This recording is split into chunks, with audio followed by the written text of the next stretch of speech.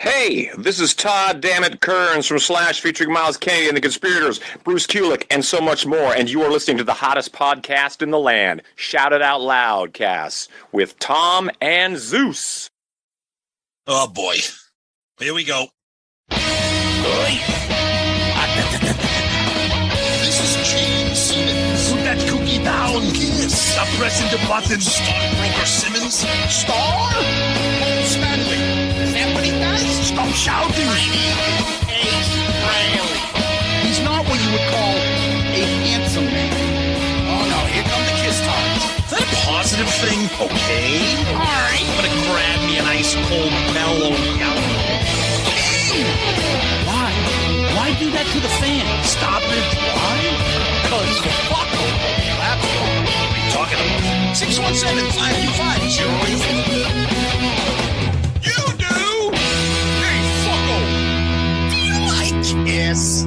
Settle down. The tradition of Festivus begins with the airing of grievances. I got a lot of problems with you people. Now, you're going to hear about it. Hello. Hey, what's up there, KISS Army? Tom and Zeus and Joey Cassata with another episode of Shout It Out Loudcast, episode 203, KISS Festivus IV. And Tom, if we're doing Festivus, who do we want on the show? Well, we want our second favorite Italian drummer. And we also want somebody who is now more famous for not being in the Shout It Out Loudcast Hall of Fame than if he was actually part of it. And that's our good friend, Joey Cassata. What's up, you stupid bastards? See, we don't deserve that. So what do you start the show off? You knocked me 4 times before I even got introduced. You said the second favorite drummer. I'm not in the Hall of Fame. What else are you going to tell me? Because I had to preemptively knock you down because I know that your entire Festivus list is going to be about me and Zeus. I will tell you half of it is. Those you two assholes. All right. Guys, I love being on for Festivus. It's the best time of year. When I get together with you two idiots to shit on KISS, what more can we ask for from the Christmas season than to do a little shitting on our favorite band? And that's ever. why we laugh. I know Zeus and I like, who else? Who can we get on? We had him on last year. Yeah, we need Joey on because we don't really know anybody else who will join us in shitting on KISS in a fun way. But that's what people don't understand. It's a fun way. We know it's our favorite band. Save it. This could be on my list. Save it. This whole thing you're going to say could be on my list. Go ahead. Well, I was going to say you should be on our shit list. You. Yes, you. Because you and your fucking sewing kit fucking group, whatever you got at night, had to make us change our schedule around. We did the Hall of Fame a week early. Maybe if we did Festivus when we were supposed to with you, maybe you would have made the Hall of Fame. All right, hold on. Stop right there. Let me tell you your list. Like that, Tom? You like that? Okay. Oh, here we go. Now you get to give them a platform. These two mopes, they give me an hour window. Tom goes to bed 7:30. He can only he gets home from work at 4 p.m. and he goes to bed at 7:30. And he has to eat dinner in between this. So he gives me a 45-minute window that he can only record in. I said, Tom, I'm a musician. Here we go. I'm busy in the evening and the night. I don't work 9 to 5. You're not in Metallica. Relax, Lars. But I can record every day, all day long. But once the evening hits, I can't record. So we finally figured out a day. And then Zeus tells us, no, he teaches ice capades at the local high school or something like that. Yes. So we're trying to schedule. Joey's like, oh, I'm available at 10:30. On a Tuesday, I've been asleep for 2 hours already. No, but that's horseshit because we were texting. What the hell were we texting the other night? It was like 11 o'clock at night. I said, see, you asshole, we could be recording the show right now. Yeah. I was in bed. I was asleep. And now we had the visual, too. Tom's like, I'm literally under my covers. We're like, oh, thank you. Yeah. And but the opposite happens. You morons text me 8, 9 in the morning. I'm in bed sleeping. I hear my phone going off. I said, oh, I know that's those idiots texting me in the morning. But this works out better because now we have you on. We could try to get a quick bit of feedback from the Peter Criss solo album episode, and we got you on to bitch about the Hall of Fame. So that it worked out well. I couldn't agree more. The Hall of Fame is most of my Festivus this year. Thank you. So Okay, that's what I will be complaining about the most. So, okay. but right. yes, the Peter episode, of course, was incredible. You guys know I love Peter. Yeah. I fucking love that Peter Criss solo album. I don't know how it gets shit on. I really don't understand it. What you guys said, and I never agree with anything you say, but what you say about the Peter Criss solo album, I'm exactly on your side. Paul shitting on it for years and even to today, and then he records a second-rate Soul Station record that the Peter Criss solo album blows away. Oh, yeah. Every single song on that Peter solo album, and I listened to the whole episode, unfortunately. You're right. There is not one throwaway on that record. There really isn't. No. It's funny. And I know it was almost 45 years ago, but that book came out in what, the late 90s or 2000 or whatever it was. And Paul just, I can't give it any stars. So, I'm like, jeez. Oh, what, behind the mask? Behind the mask. Yeah. Oh, first of all, that is definitely my favorite KISS book. Oh, absolutely. Love that book. Yeah. Did I hear recently, I saw a rumor that they're discovering the tapes of the recordings of the interviews from that book. Oh, no shit. Yeah. So I forget who did it. I forget I don't remember the whole backstory, but they think they uncovered the tapes from all the recordings of those interviews. Ooh, okay. That'd be great to listen back to. You're so right. I don't understand Paul, Gene, I will bet my life, Paul has never even put that record on. Oh, no, yeah, that's probably true. He may have listened to like I Can't Stop the Rain or Don't You Let Me Down, because those were released as singles. But yeah, you're right. He probably never spent time with it. Yeah. Yeah. True. Do you have a favorite track? I love Hooked on Rock and Roll. I love You Matter to Me. I mean, honestly, I really love all of them. Can't Stop the Rain. And I sent you guys a text the other day that Peter Criss Cat 1 record. I fucking love that record. It's not bad. Yeah, it's an underrated record. Blue Moon in Brooklyn is an incredible song. Bad Attitude. That's another record. There really isn't a throwaway on the record. It's not as strong as the Peter Criss solo album, but there's some really great hard rock stuff on that record. Bad Attitude could have easily been a late era KISS track. That could have been like, you could have thrown that on maybe Love Gun or Dynasty or something. Definitely a KISS track. One of my favorite Peter vocals. Yep. Yeah. Well, last week we did the Hall of Fame shout out, Loudcast Hall of Fame. So I know we did a poll, but before we get to the poll, we got to give a shout out to our friend, our sponsor, Tony Barone, the tax man, and ABCPA Inc. So ABCPA Inc. is an accounting firm. They're located in the suburbs of Chicago that can assist you with all your accounting and tax needs. For businesses, they offer bookkeeping, financial statements, payroll processing, payroll tax returns, sales tax returns, filing federal and state income tax returns, and help starting your own business. We talk about it all the time. New year, everybody likes to start the new business, usually in January, new company, new year. Make sure you talk with Tony and prepare. For individuals, they offer help with sole proprietorship, rental real estate, trust and estate tax returns, and filing personal, federal, and state income tax returns. They have access to all 50 states. So, Joey, name me 2 states. Hawaii and Alaska. There you go. So whether you live in Hawaii or Alaska, Tony can help you because he can e-file on your behalf in that state. Did you know, KISS Army, if you own a business with employees that have had a 20% reduction of revenue than you did in 2019 due to COVID or state-mandated shutdowns, you might be entitled to additional tax credits. And are you guys aware who likes tax credits? I do. I also like soda and now vodka. Oh, yeah, that's right. Vodka.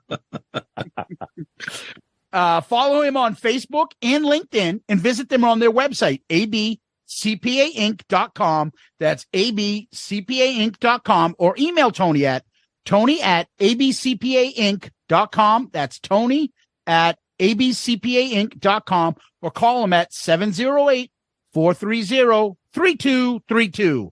708-430-3232. Yeah, ABCPA Inc. Now, hold on a second. Go ahead. I got something to say about this fuck Tony Barone. Oh no, fellow Now, let me tell paisano, you can't do so that. Hold on a second. This bastard takes up prime realty in your show every week. Yes. I want to know what this guy's paying you. I'm buying the slot. I'm paying double to promote my books. I want the Tony Barone, ABC Inc., whatever the fuck it is. I want that slot. I want that slot every week. What do I got to pay? I'm bumping Barone. All right, you know what? We'll treat you like Maury from Goodfellas. Fuck you, pay me. That's what we're going to do, okay? Listen, I'm going to send you a check from Chris Jericho's personal fucking checkbook. I'm telling you now, I want that slot. Hey, I'm bumping Barone. Every week I got to listen to the 14-minute fucking Tony Barone promo. He must be paying you a fortune. Jesus Christ. You know, Joey, this is why we have you on. Now you're going to insult our sponsors. You know, you just everything you do is offensive. Dude, it's a fellow Paisan. The only problem with Tony is he's the biggest Rush fan. Other than that, he's fucking awesome. He's fucking awesome. Great guy. We love him. We love him. I want the slot. All right. Thank you. We did a poll. What did we do on a poll? So quick poll this week. So we said for next year's Hall of Fame, which of these should be a new category? Shout it out Loudcast, actor, musician, story, or impression. And impression kind of ran away with this with 43%, because we always do impressions. But a lot of people really like the story one too. Story came in second, 33%, and then the other ones kind of trailed behind. But so impression or story might be the next categories for next year. Or we could also have a category of disgruntled non-entries so Joey Cassata could make it next year. I think I had a suggestion in the comments, didn't I? Go ahead. Favorite Italian drummer. Right, and Peter Criss would make it. Yeah, Charlie Benante and Peter Criss. There you go. Exactly. There you go. Yeah, maybe in 2027 you'll make it, Joey. I protest this fucking Hall of Fame. You know that, and I'll talk more about it during Festivus. Oh, here we go. Okay, perfect. So yeah, so that was the poll. Let's see what if anybody had anything interesting to say about the actual Hall of Fame. It said, God, people are so talking about throwing ropes. People love that one, of course. Our buddy Murph shouted out Loudcast Hall of Fame inductee Murph. He says, until this announcement, the high point in my life was a high candlepin score at the Granada Lanes Bowling League in 1982. I have a new winner. Thank you for this honor. God, poor Murph. Our buddy Steve, we love Steve. One of the many reasons why you guys are the best out there, always bringing us new stuff. Everything you do is guaranteed to raise a smile, make us laugh, which is what we need in this crazy world. Already can't wait for next year's awards. Oh, boy. I don't know. Of course, our favorite Jim Riley, of course, shouted out Loudcast, Hall of Fame inductee. You guys are the best. This podcast and friendship means a great deal. The Loudcasters are the greatest. Most definitely. Oh, and another shout out Loudcast Hall of Fame inductee, our buddy Sonny. He said he is going to be sending Christy Canyon in his place to accept the award. Christy Cannons. No, it's Canyon. It should be Cannons, but it's not. I always called her Christy Cannons. She's got bombs. Bombs. All right, that's Twitter. Bombsanique. Remember her, Tom? That's Twitter. All right. What was it? Oh, Bombsanique. Bombsanique. She got herself some big old titties. Over on the Book of Face, Tom, our buddy Brad Rustoven said, great episode. Just another example of a Hall of Fame that has more credence than the real Rock and Roll Hall of Fame. And then your friend, everybody's fellow Paisan, Jack Pinocchio, did an image and superimposed our heads upon the KISS band getting their awards at the Rock and Roll Hall of Fame. And it has me and you, Tom, Murph, and the aforementioned Joey Cassata. Yeah, I don't know what Pinocchio was trying to do there. I always love Jack. Come on. He's the only one that gets it right. Okay? All right. Okay. You showed me that picture. That's what it should be. I mean, I don't even know why you guys are on that. It should be me and Jack. We have our theme songs. You guys are useless. I will say, I do think, if anything, if I feel bad about anything, I don't care about you, Joey, that you didn't make it. I'm Jack might be, Jack might have to be a late entry honorary member or something down the road because Jack's our boy. I'm fucking real. And then our other buddy, Mark Flores Music. Tom Zeus, thank you for another great episode. As the year comes to a close and the holidays are upon us, I prepared a special last-minute stocking stuffer featuring some of your Hall of Famers. Dude, this thing was insane. He had a slideshow of all the rejects, idiots, and stuff we put in the Hall of Fame, including like Jan Terry and a few other misfits. Oh, dude, that was amazing. Oh, that was incredible. Video. Yeah. And Terry, there's a throwback. That thing is fucking awesome.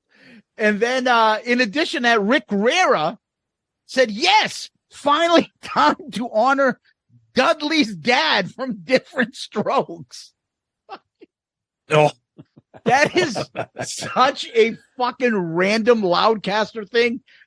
Dudley's dad with his big teeth looking like fucking Dudley's dad. Oh, jeez. Yeah, looking like the former This Boston is what we do. College basketball coach. Over on the Hold on. Me and PJ always what's the girl on Facts of Life with the Bell's palsy that we Oh, Jerry. Oh, blah. Dude, now you're gonna make you. What the fuck are you doing, dude? What is the matter with you? Now we're gonna have to edit this out. What are you talking about? She doesn't have Bell's palsy. She has cerebral palsy. What's the difference? Jesus Christ! What? I love Jerry. This is why you're not in the Hall of Fame. Oh, Jerry's the best. He's one You're of our thinking favorite of characters. JR. Jim Ross has balls deep. Well, what the hell's the difference? Bell's Seriously, what's the difference between the two? Bell's palsy. It's like paralyzed. JR has that. Cerebral palsy. Yeah, cerebral palsy is like a disability. It's like a handicap. I think Jerry had both of these then. What? You guys are knocking Jerry. I brought Jerry up. I love Jerry. Dude, but why are you bringing you started doing impressions of her. No, I don't understand why she was brought up at all, though. you mentioned what'd you mention? Mr. Drummond fucking from Different Strokes. No. When I think of Different Yeah, Strokes, but there's that's nothing Facts of wrong Life. with him. Dudley's No, dad. there's something wrong with Dudley's dad. Come on. Yeah, he had those big teeth. He looked like a big tooth like Danny Glover. Exactly. What the fuck? Right. Is That's that? more offensive than fucking Jerry. What? He's got big teeth? Yes.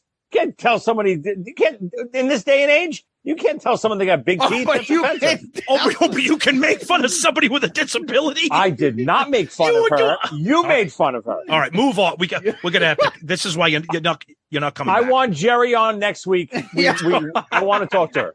All right, over on Loudcasters. Well, guys. welcome new listeners. Over on Loudcasters. Okay. So, somebody had a picture of the end of The Godfather and us, me and you, Tom, kissing his ring. Yeah, that was They offensive superimposed beyond belief. his head. Yeah, that's not I'm good. going to let you guys ask me about my business one time. I'm going to let you ask me one time. All right. Daniel Haller Did you kill Fredo? Houston, No. Uncle Ace missing our I think he's trying to say out on the first ballot is a fucking outrage. His award was going to go right next to his Grammy and the Emmy for the TV show he did with the Muppets. Josh Brown. On a more serious note, congratulations to all the Hall of Fame members. Not Joey. It just shows how great this podcast is, that there's so much material, inside jokes, supporters, that this can happen at all. It's a great community we got here, and an even better podcast. Thank you, Josh. So Yeah, we love Josh. over on our Instagram page, Brian Stone. Great episode. Porn Hall was awesome. And Jerky God. Boys making it was killer. Of course, that's our sense of humor, man. Opens our show with it every week. right. Over on our YouTube page, Mark Stewart, Ace Voice, he says in parentheses, never drink when wrapping Christmas presents. If anyone gets a TV remote control for Christmas, I'll need that back. I just spit up some of my Sam Adams holiday white ale with that one. Thank you. Jesus Christ. Mr. Antonio 2005. Let's add the best nicknamed characters category in Shout It Out Loudcast history. First year inductees are Chip Magoo and Private Cusano, Tom Byron Socks, Stewart, PJ Sparks, Stockbroker Simmons, Fake Freely, Cheater Chris, and Pandemic Paul were all said to be very upset at the slight after the ceremony. The prize for Chip Magoo and Private Cusano is their 2023 taxes will be prepared at no cost by Mr. Ace Frehley and his new bride. All the best over the holidays to the fans, fellow Loudcasters, and you, T&Zs. Thank you, Mr. Antonio 2005. Tom, that's everything I got, buddy. All right, let's bang out a few emails here. Our buddy Mike H. We love Mike. I'm not sure what this category would be. Maybe you can create a category about epic stories. We talked about in the poll.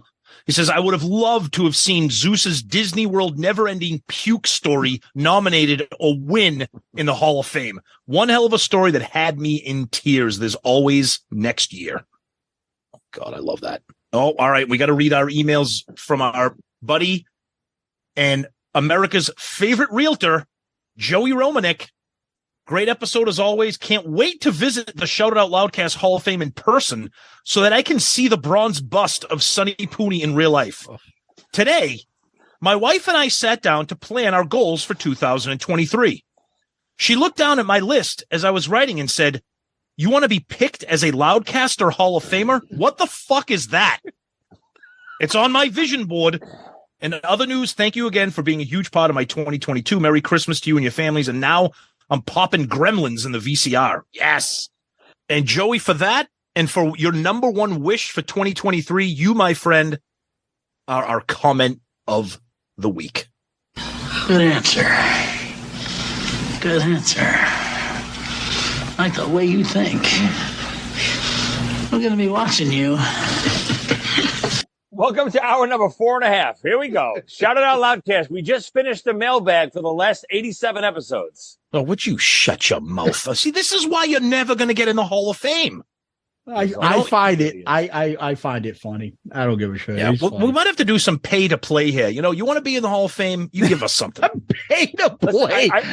What'd you do with I already bid on the Tony Barone time slot here. What else do I got to do? What's the bid? I didn't hear a number. You got to tell me what he's paying. I can't do that. 2 cents more. No, we'll do it for 2 cents. I'm sure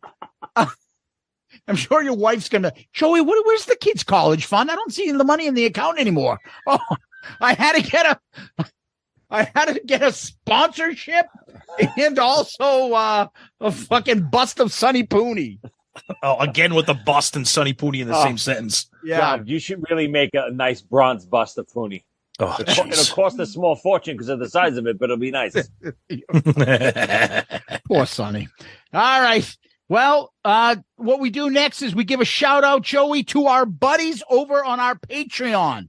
Our Patreon family continues to grow every week. I don't know. It's been like fucking 8 weeks in a row or something. I don't know. Again, we hit our highest number. So we've got a new member, and that is Chris Dees. He is our newest member. He's a Spaceman member joining our Patreon family. Wasn't there something like late night with something? Was it Rick Dees?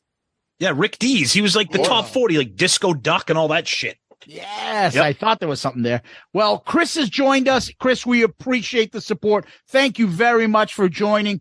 And if anybody else is interested in Patreon, that's where you guys can come and contribute to the show. We, in turn, come back with little trinkets, some merch, some involvement, polls, everything with our show. And we got a couple good new things coming up for next year. Plus, right now, when this episode drops, if you are a member before the end of the year and in good standing, starting the beginning of next year, you will be eligible to get a hockey jersey from Jersey Ninja that is KISS themed. I have the Peter Criss solo album one. Tom has the Gene Simmons one. He also got the Love Gun one. I will be getting the Destroyer one. These shirts are fucking awesome. And there's probably about another, I think altogether there's maybe more than 10 different KISS type jerseys. They are authentic jerseys. They're not bullshit, fake prints, fucking ironing on fucking photos. These things are legit. They even have the strap. So when Joey and Sonny get into a fight, their shirts don't come off like the professionals wear. They can tie it to their pants. So the shirts are fantastic. If you become a Patreon member before the end of this year and in good standing next year, you will be eligible for that. We got a lot of other stuff on our Patreon family. We appreciate support. Chris, thanks for joining. And if you are interested, just go to our website, shoutitoutloudcast.com. You'll see on our landing page, Patreon, click that, or you can go to the Patreon app, or you can go to patreon.com, look up creators. You'll find Shout Out Loudcast, and then find a tier that you like and you want to join. And we appreciate the support. So thank you very much. Yeah, you guys are the best. Thank you, Patreon. Thank you, Chris. I think we might need to clarify, though, because some of our Patreon and our listeners, they, what does in good standing mean? Because that could be a date. I'm teasing. Because it just means that you're a member. It's not like, I was a member and then I quit as soon as fucking midnight strikes at 12:31. Because we're gonna see at some point. I'm not gonna do it on New Year's Day. I'm not doing it on New Year's the second day because I'll be at the Winter Classic, the outdoor hockey game. Okay. Right, just texted me and asked me if I'm going. Okay. Yeah. So, and then within the first week or so in January, I'll take a look, see who's a good member. Boom, and they're eligible. Maybe we'll do it live when we do a video talk with some of our Patreon members, Tom. That's right. Yes, indeed. So, Tom, what we do next is we go over to KISS World. Before we do that, I want to jump in first and just say it was our buddy Peter Criss's birthday. How old was he, Joey? It's a great question. Is he 74? I think he's Ray Bork, 77. He is 77. Yeah. Wow. Imagine. There were some pictures going up on the internet. Somebody had gone to, I think Neil Davis from Creatures Fest and his wife were invited to his personal party. He looks like he's in good spirits. He's looking happy. He's looking healthy. God bless him. Yeah, I couldn't agree more. He looked great. I saw those pictures as well. He's great. Listen, he's what a 77-year-old man should be. He's enjoying life. He's relaxing. Leave him be. Yep. Yeah, I agree. He also got a well wish from none other than former bandmate Paul Stanley. Tom, did you see that? Of course I saw it. More disingenuous bullshit.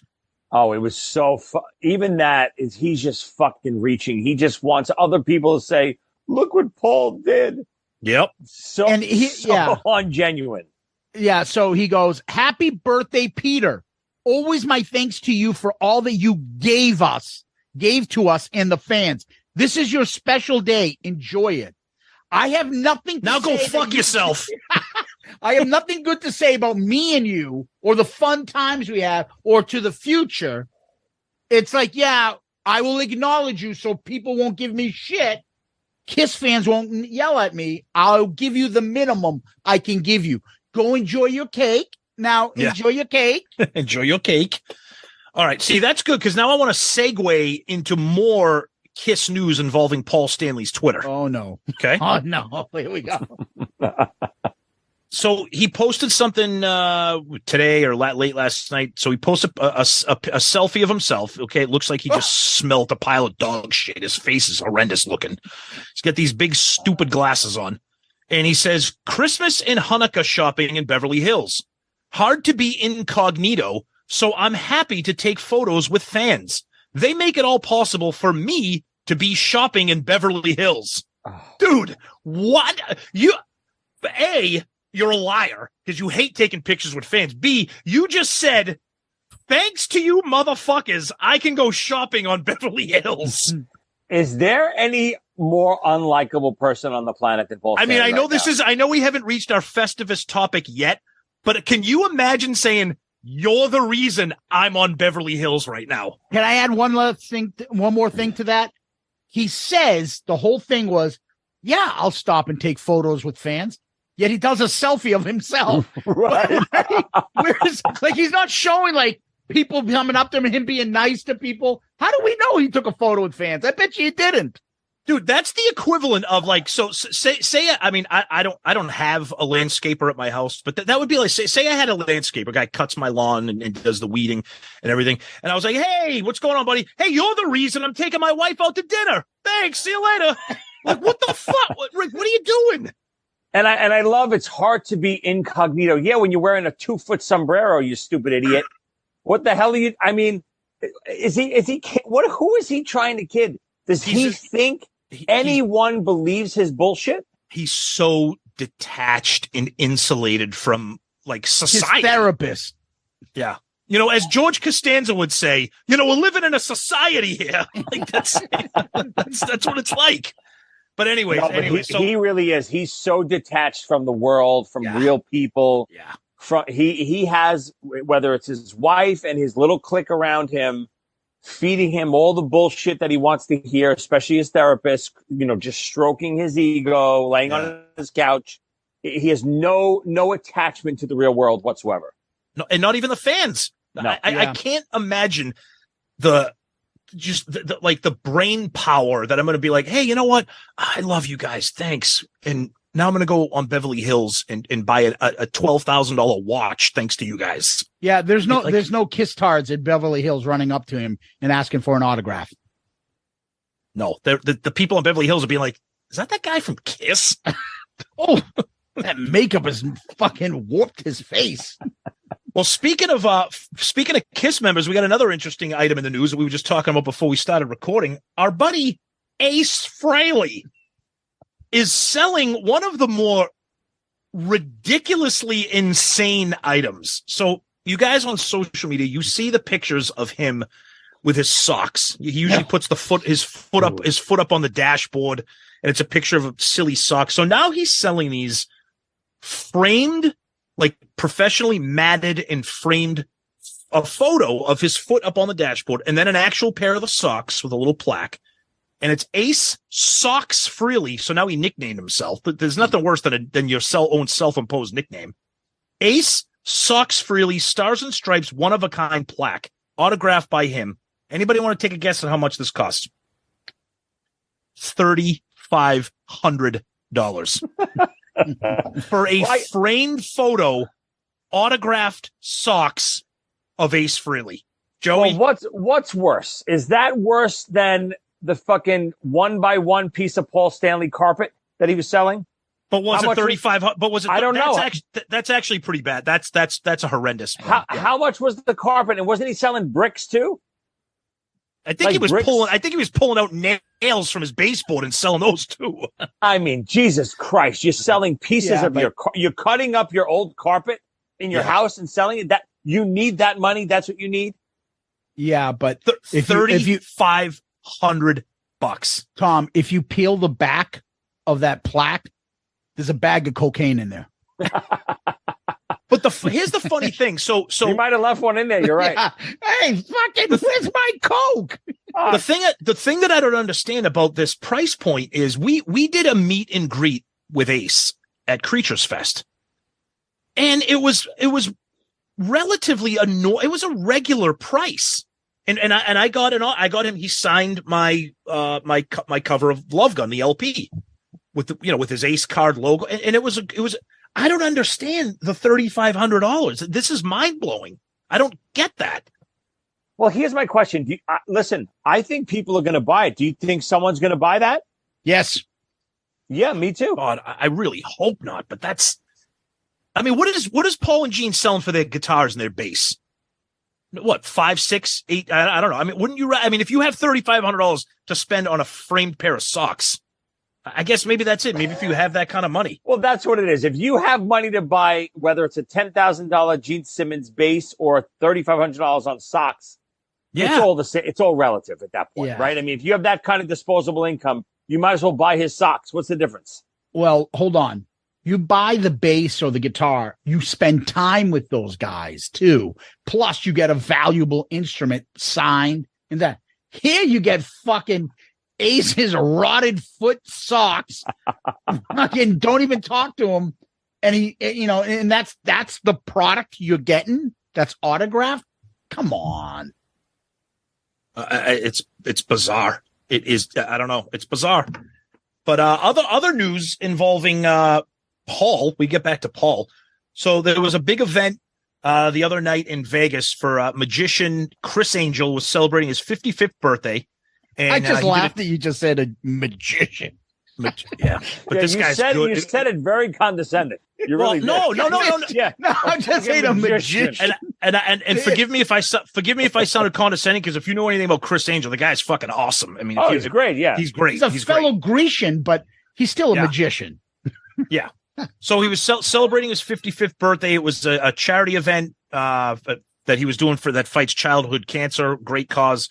And he had tons of like 80s rock stars. It was at the House of Blues. He had Lita Ford, Kip Winger, Stephen Pearcy, Cheap Trick, Robin Zander, Sebastian Bach. All these guys, they were all there.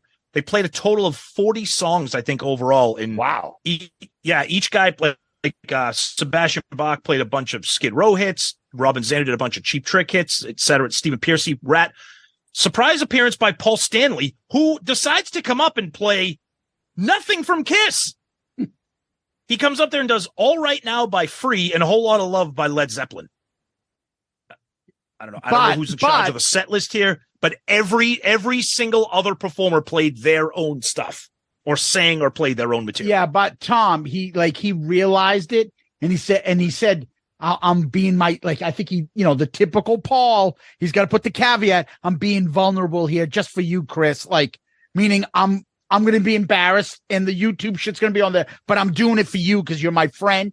And halfway through the song, he's like, you do it. He can do it. And he points to Zach and Zach finishes A Whole Lot of Love. Zach was fucking killer. He was, we've heard him sing this Gene stuff, of course, with Bruce's band, but he sounded incredible. Holy shit. Wow. He blew me away. But Paul, you guys sent me the clip earlier today. That first take that they started on A Whole Lot of Love, Paul is off the whole time. Listen, his vocal is fucking terrible. But his timing, he's so slow on what he's doing. The band is playing. He goes so off. He stops. First of all, the first rule any musician knows, you don't stop a live performance. The first thing about being a musician, a professional musician, is you fight through the mistake. You figure out how to jump back in. He stops the band and he says, this is what happens when it's not rehearsed. No, moron, you stink. That's what happened. Yeah, because you have no spontaneity because KISS hasn't done anything spontaneous in 20 years. Perfectly said. Zeus, you are, I hate to agree with you. I know. You are so right because that's the thing. And we'll get into this with fucking Festivus. KISS is a machine now. They're on click tracks. They're so robotic. They couldn't jam if they wanted to. And that's what that was. It was about a bunch of musicians, not magicians, just jamming on stage, having fun. And you know what? I hate to say it. Paul couldn't keep up. But I don't understand. And again, I'm not sure who's in charge of this, but every single performer, Lita Ford played all her hits. Stephen Pearcy played all the Rat hits. Paul, now from what I heard from on Eddie Trunk's show, the Paul appearance was impromptu or kind of unscheduled, I guess. So maybe that's why they did non-KISS songs. I don't know, but you're trying to emulate two of the greatest vocalists in history, Paul Rodgers and Robert Plant. Paul, with all due respect, buddy, maybe do like a Weird Al song or something.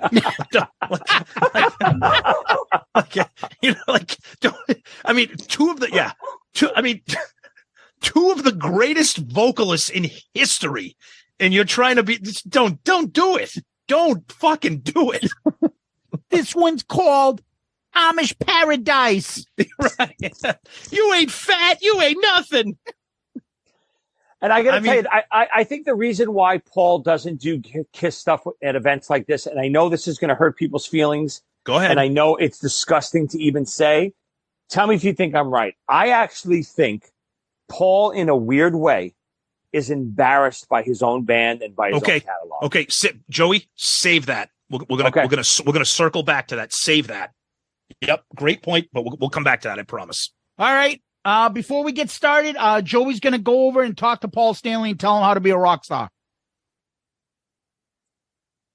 All right. I just had a conversation with Paul. Unfortunately, he was busy with his therapist. He didn't have time for me. We scheduled something 6 months away. He's never coming on this show ever. We have the dreams of that are dead. Oh, no. So this has now become a tradition for us. Festivus IV. We've done 3 others. Last year we had Joey on, and Joey just seems to be the biggest KISS fan. And then he comes on our show, and then when we just about to disconnect, he's like, "Damn, all I did was bitch about KISS every time I come on this show."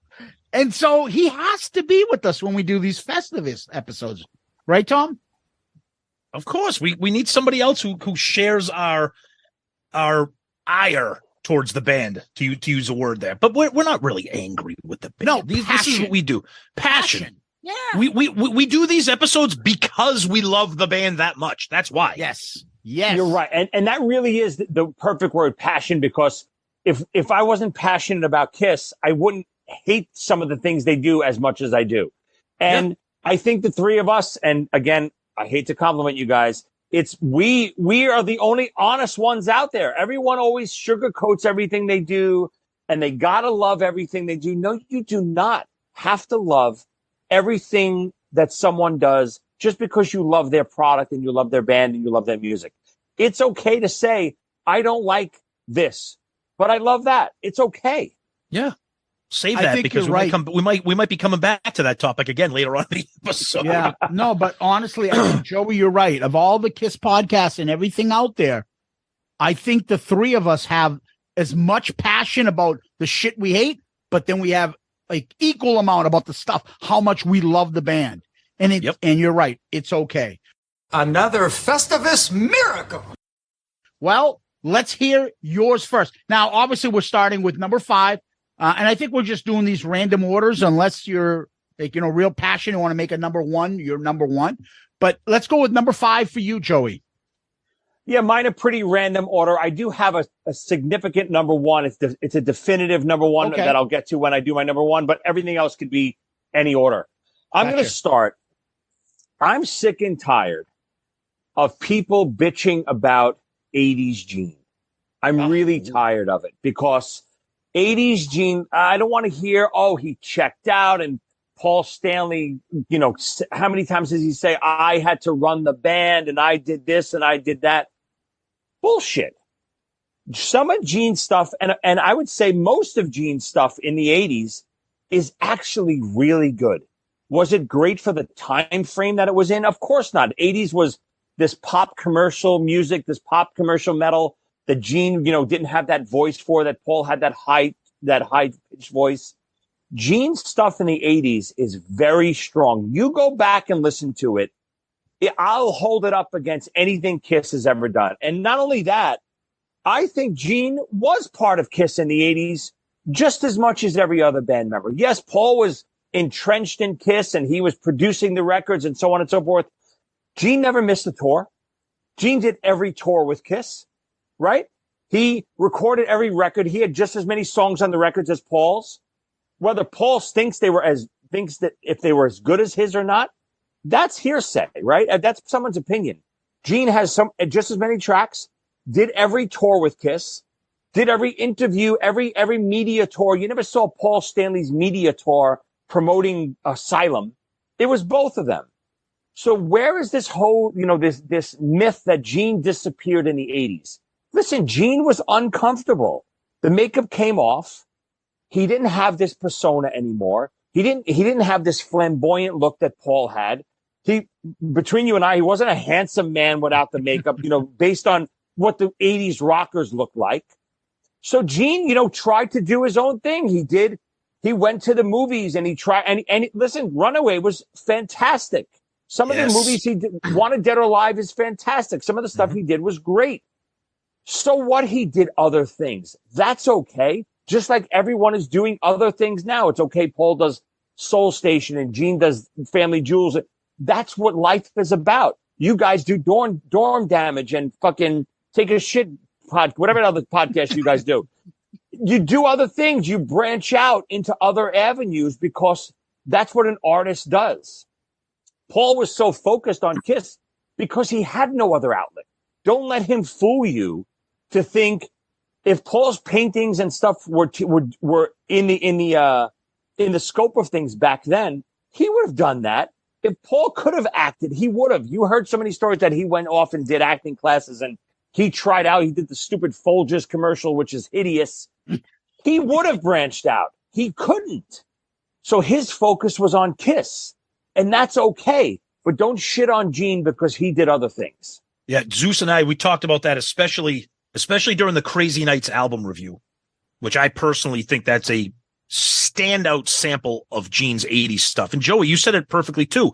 The reason why it really flew under the radar is because it wasn't that sugary sweet 80s pop metal. You listen to like Hell or High Water, Thief in the Night, Good Girl Got, those songs are incredible. Asylum, Secretly Cruel, like songs like that. I mean, really great stuff. And again, I think you're right. Paul tries to paint this picture that without me waving the KISS flag, the band would have fell flat. No, I think Gene is, I mean, I know we've been spending a lot of time bashing Paul. I just think Gene might be more multi-talented, that he can still perform in KISS and do movies. And you're right. I think Runaway and Wanted Dead or Alive are fun fucking movies. He plays a great villain in both of them. But yeah, no, I'm with you. I agree.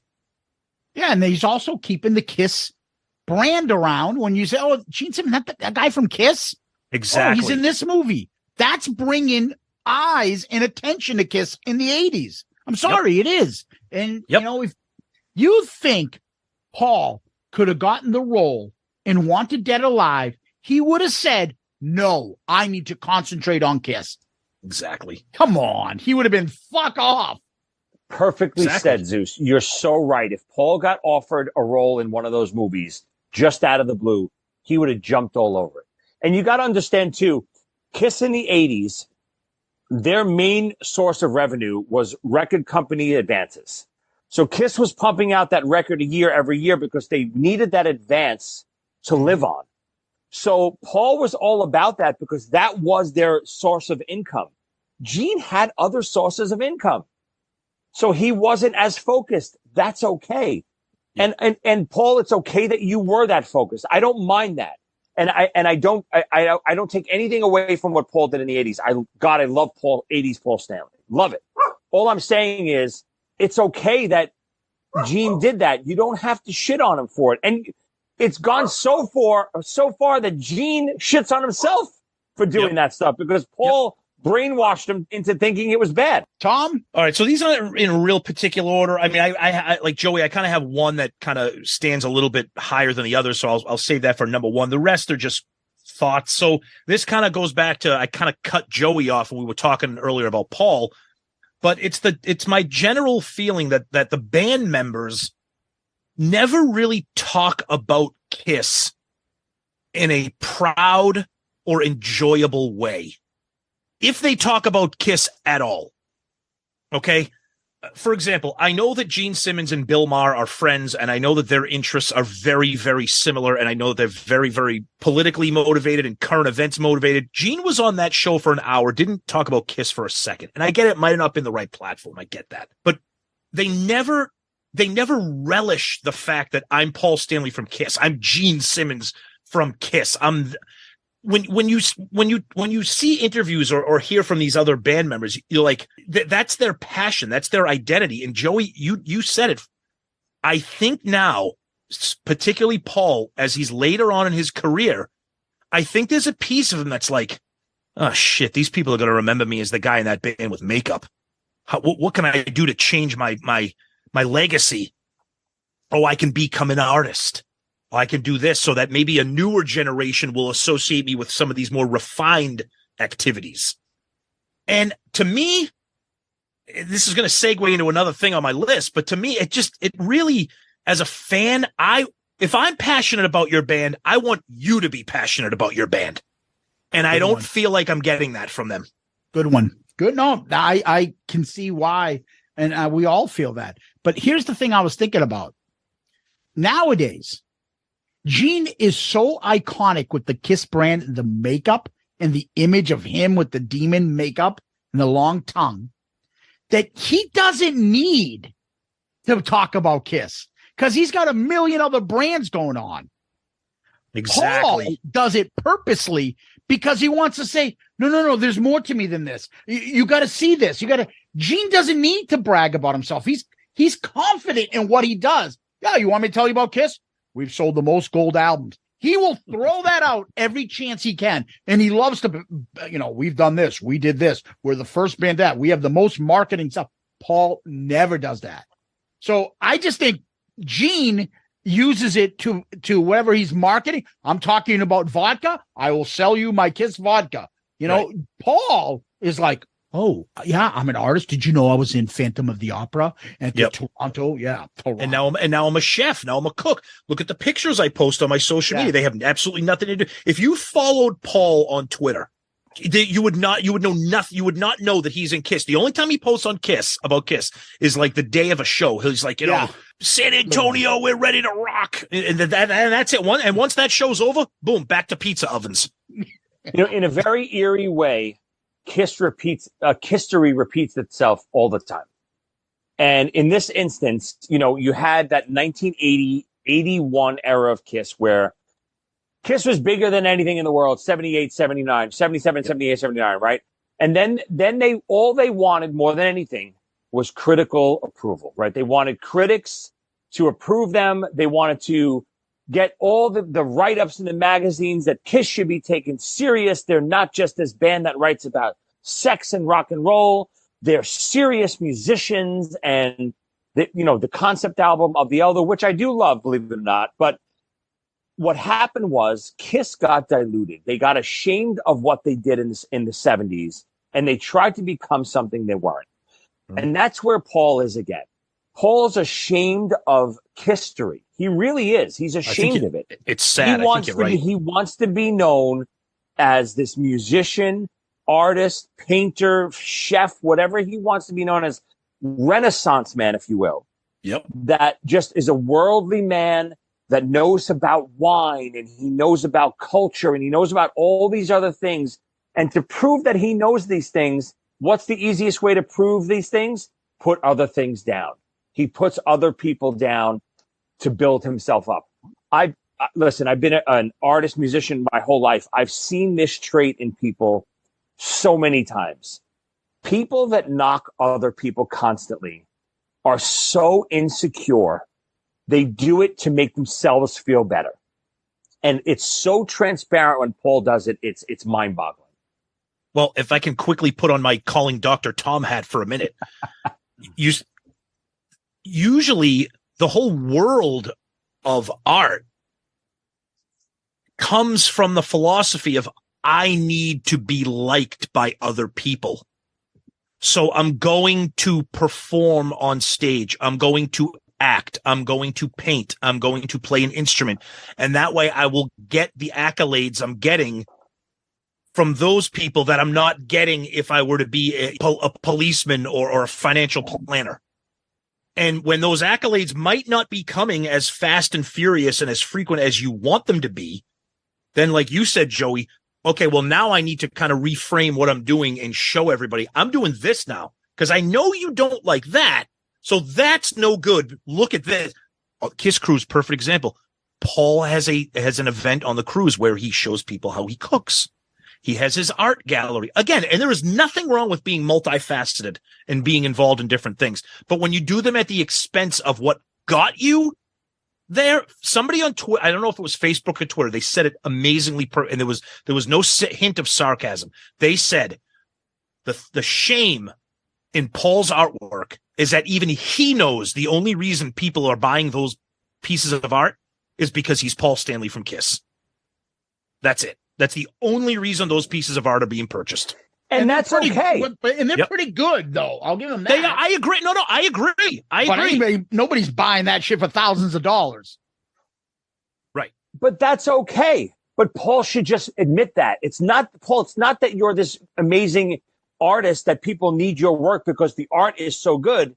KISS fans are buying it because Paul Stanley from KISS painted this. And that's totally okay, Paul. But you got to come to terms with that. Again, I'll talk more about this. I have another. No, I know. Go ahead. Another one of mine coming up later. You guys said something we're talking about. It reminded me of a Seinfeld part. So I wanted to just remind me of one quick thing. Remind me of the Seinfeld where George was all of a sudden he stopped having sex and he became really smart and he's like hitting bombs and they're like, we won the World Series in 6 games. Well, I was just in Phantom of the Opera in Toronto. It's perfect.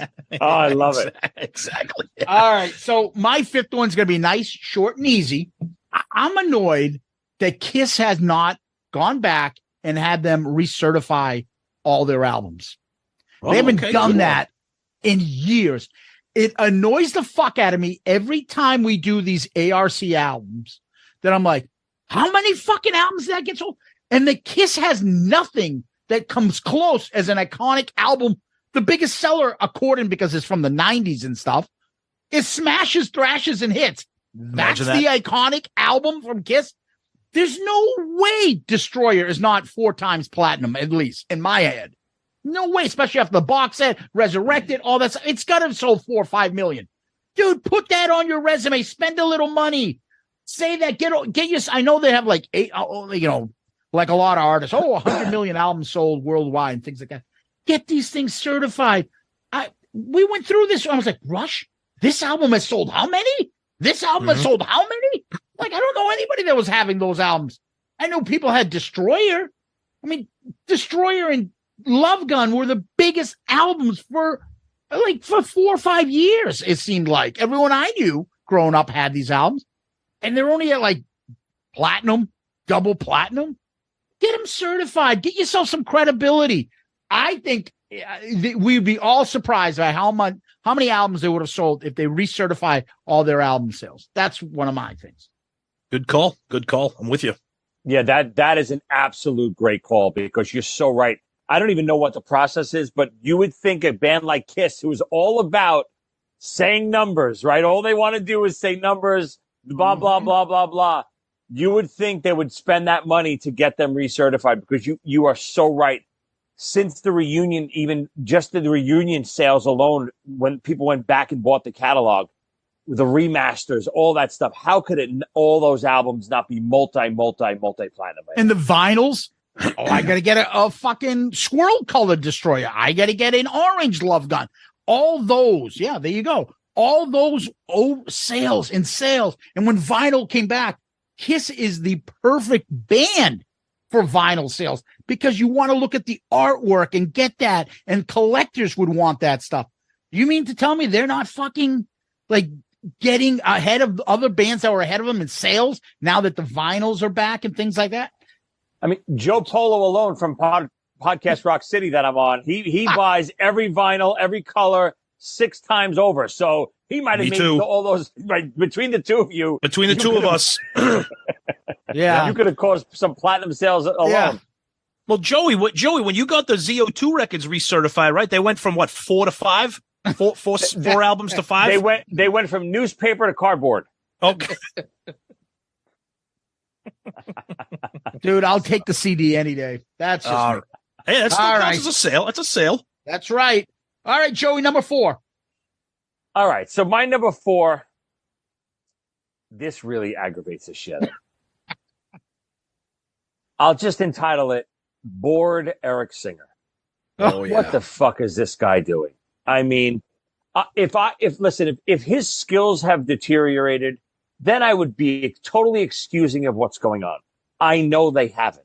I've seen Eric play in other venues and other spots and little clinics and stuff like that. Eric is still a monster player. what the fuck is he doing? Why does he have to mail it in every night? You're not on this 700 date tour that your body is fatigued. You do a one-off in Dubai, you do a one-off over here, and you're playing so bored. Now, I get it. Now, as a drummer, I know he's on click track the whole show. And for people who don't know what that is, it's literally a metronome in his ears, counting the show, counting his ins, counting his outs, keeping him on time, because not only because they're playing with tracks, but the whole entire show is synced to the metronome. The pyro, the lights, everything is synced to the metronome, okay? Yep. So I played with Trans-Siberian Orchestra for years. I played with a metronome every time I had to do, because everything in that show is synced. They don't play the tracks at all, but the lights and the pyro is all synced. So I get it. Yep. So it is a weird dynamic when a drummer has to play with a metronome. So I'm going to give Eric the benefit of the doubt. He's a good enough player that he could still have some life while playing with a metronome. I understand it's going to inhibit him a little bit, but this guy looks bored out of his fucking mind. He has no energy. His facial expressions, his makeup looks absolutely god-awful right now. I mean, He sounds like me. If you put on Creatures box set and you listen to some of the live recordings from Creatures, okay, and I know Vinny's doing whatever Vinny does, whatever, but just the raw, even if it didn't sound great and they make mistakes, the raw energy of what's going on during that time frame. And then you put on a track from today, and I think you guys brought it up in an episode a couple episodes ago. They did a side-by-side of what was it? Dr. Love? What the hell song was it? From like 96, they did like they did a side-by-side of like 96 and today of Dr. Love. I think it was Dr. Love. I'm not positive. And the back and forth, even 96 Peter, who everyone shits on and says Peter was playing so slow and he had no life, he had no power. They sound like a locomotive compared to what KISS sounds like right now. So I'm just tired of Eric mailing it in. I know you're a great dude. I've seen you play in person 150 times. I've seen you play recently that you're a monster still. Please put some effort in. I agree with you totally. We talk about this all the time, but it's a weird situation because my opinion of Eric is I think he's so amazingly talented. I mean, the guy played with Sabbath and Badlands. We talk about all that. I just think that it's so hard for him to pretend that he is not bored right now. Yeah. Because I think he's such a good and dynamic, heavy, hard rock drummer that, like you said, between the click track and it becomes rote.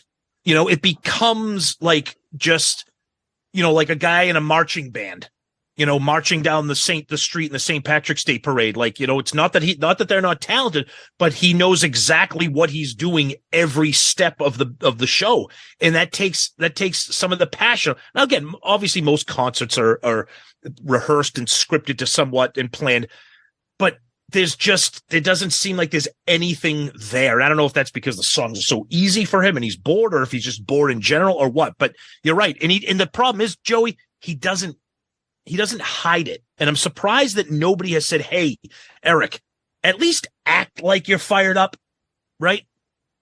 And listen, as a musician, and I'm a music teacher as well. Yeah. I teach my kids the hardest thing to do in the world is to play a song you don't like or you're bored of, and perform it like it's the best song in the world. Exactly. But that's what a musician does. That's what a pro musician does. That's what an entertainer does. I was on Broadway for 5 years. We did the exact same show every night, 8 shows a week. Yep. Not only for me as a drummer, I was on click track the whole time.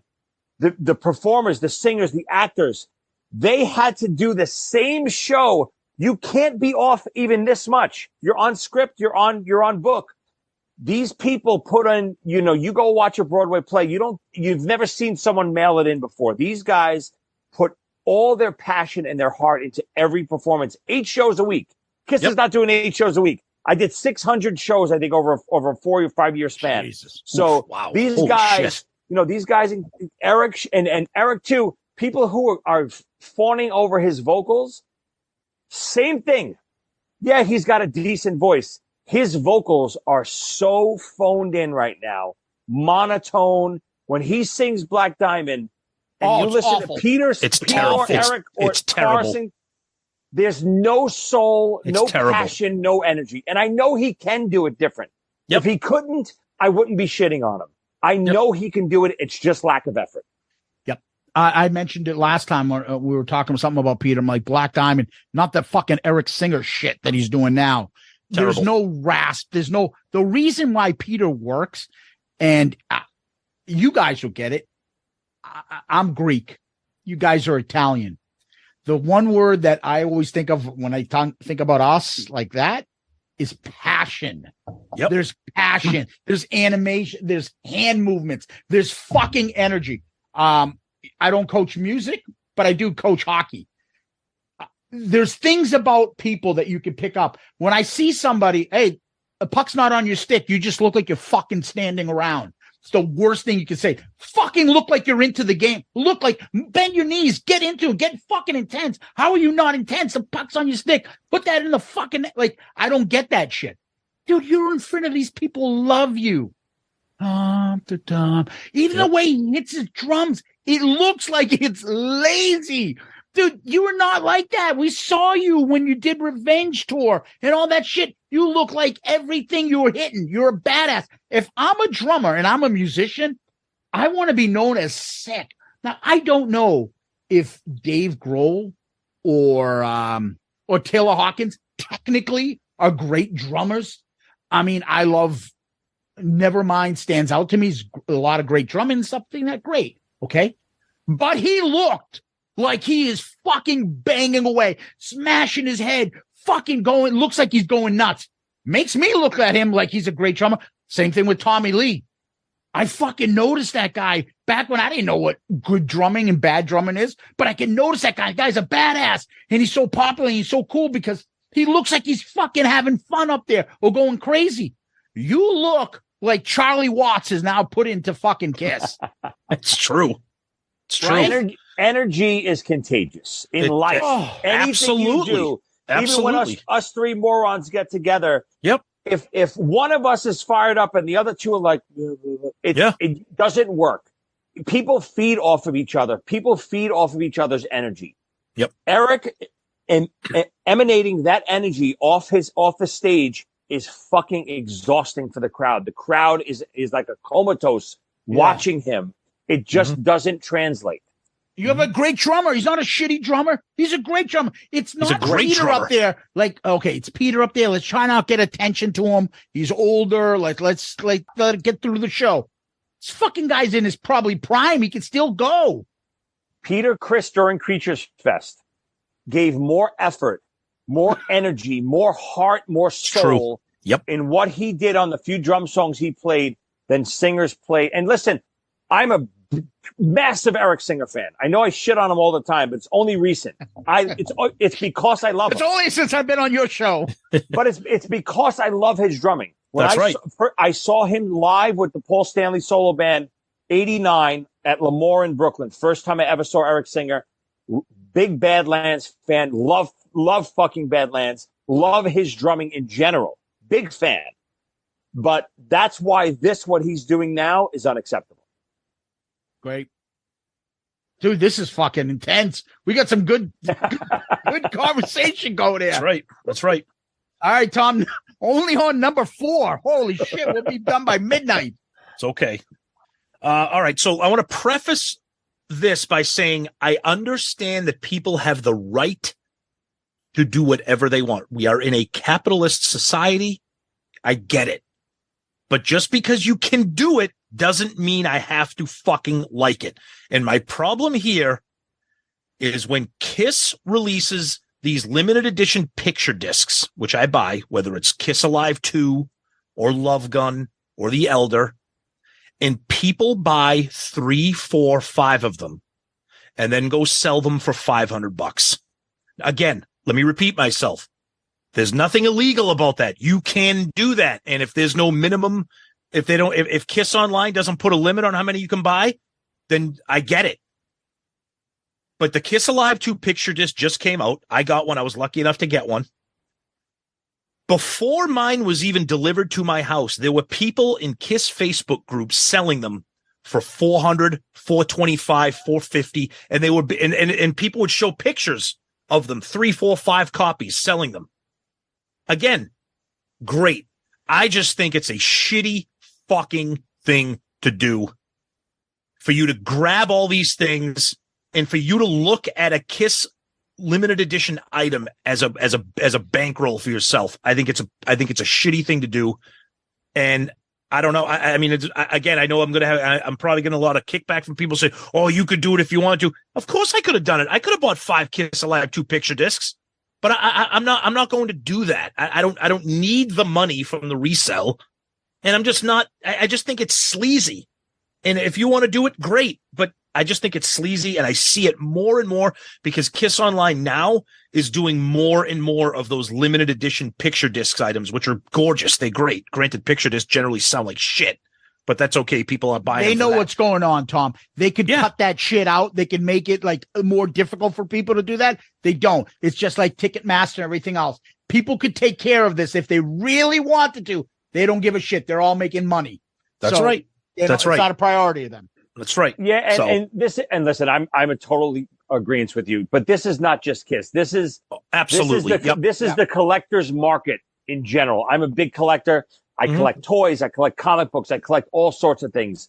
Nerd. This happens. I'm absolutely nerds. By the way, they deserve to be in the Hall of Fame. But without a doubt, I mean, again, even me as a toy collector. Back in the 90s and stuff, I would go to Toys R Us to buy action figures and stuff like this, McFarlane action figures or the new Star Wars line, whatever it is. And I would see these fucking schmoes with a cart full of they would literally, witnessed, they would walk up to the shelf with their cart and go like this, whoop, whoop, and they would pour every item that was on the shelf into their cart and just go buy it. Because they would take it to the local toy shop. And then resell it. Yep. So this is a collector's mentality. This is what people do who are fanatic collectors. They go, especially with today's day and age with the internet, with eBay, they buy in bulk and then they go sell it on eBay. Fulfilled your life is that how much money? You can't even make much money off it. You don't want to get a real job. Oh, I made an extra $40 off this action figure. Congratulations. You're nickeling and diming and being a dick. I don't even think it's the money. Again, I think and you see this with KISS fans or fans all over the place. It's like the hoarder mentality. Oh, you don't have that? I do. I have 11 of those. Exactly. You want one? I mean? $500. Yep. And it's not even about making the money. It's about you don't have it. I got that. It's, the same old with this whole Loomis bullshit. It's the bootleg, those hoarder mentalities. Yep. Oh, I've had that tape for 20 years. I'll disagree with you there, Joey. Yeah, I disagree with you though. If I paid for it, fuck you. I'm going to give it to half of you fat podcasters to fucking watch it for free. I paid $5,000 for that shit. And I watch it with me and my buddies. I bring them over, we drink, and we watch it. I'm not going to fucking give it to Johnny Coolballs because he lives in his mom's basement. Fuck off. No, I agree. They shouldn't have to give it to people, but they they relish in the idea that they're sitting home with something that you don't have more than they're enjoying the actual tape. Yeah. Oh, absolutely. That makes sense? Because they're KISS tards. Yeah. That's right. Look, honey, KISS tards. God almighty. Zeus, number 4. All right. Number 4. Number 4 for me are the plain meet and greets are gone. I don't want to fucking buy you a $5,000 guitar. I'll pay a couple $100, maybe $1,000. Do I get a couple minutes with you and get a photo and an autograph item? Great. I'll do it. That's all gone. So I get it. You want to make a little bit money, a little extra money. Great. Sell your guitars and do those things too. But you should have somewhere for the smaller stuff that people just want to meet you. I don't want to buy a fucking bassist from Gene. A bass from Gene. I just want to go and get a chance to meet with them, say hello, get a picture with them, and move on. They're all gone. That's beneath them. So the common KISS fan has no access to this. And I'm not saying I couldn't or I can't afford it, but because I can, it means I should. No, honey, I can't sign you up for that field hockey camp because I had to fucking buy Paul Stanley guitar for $10,000 that I don't even play. So it's bullshit.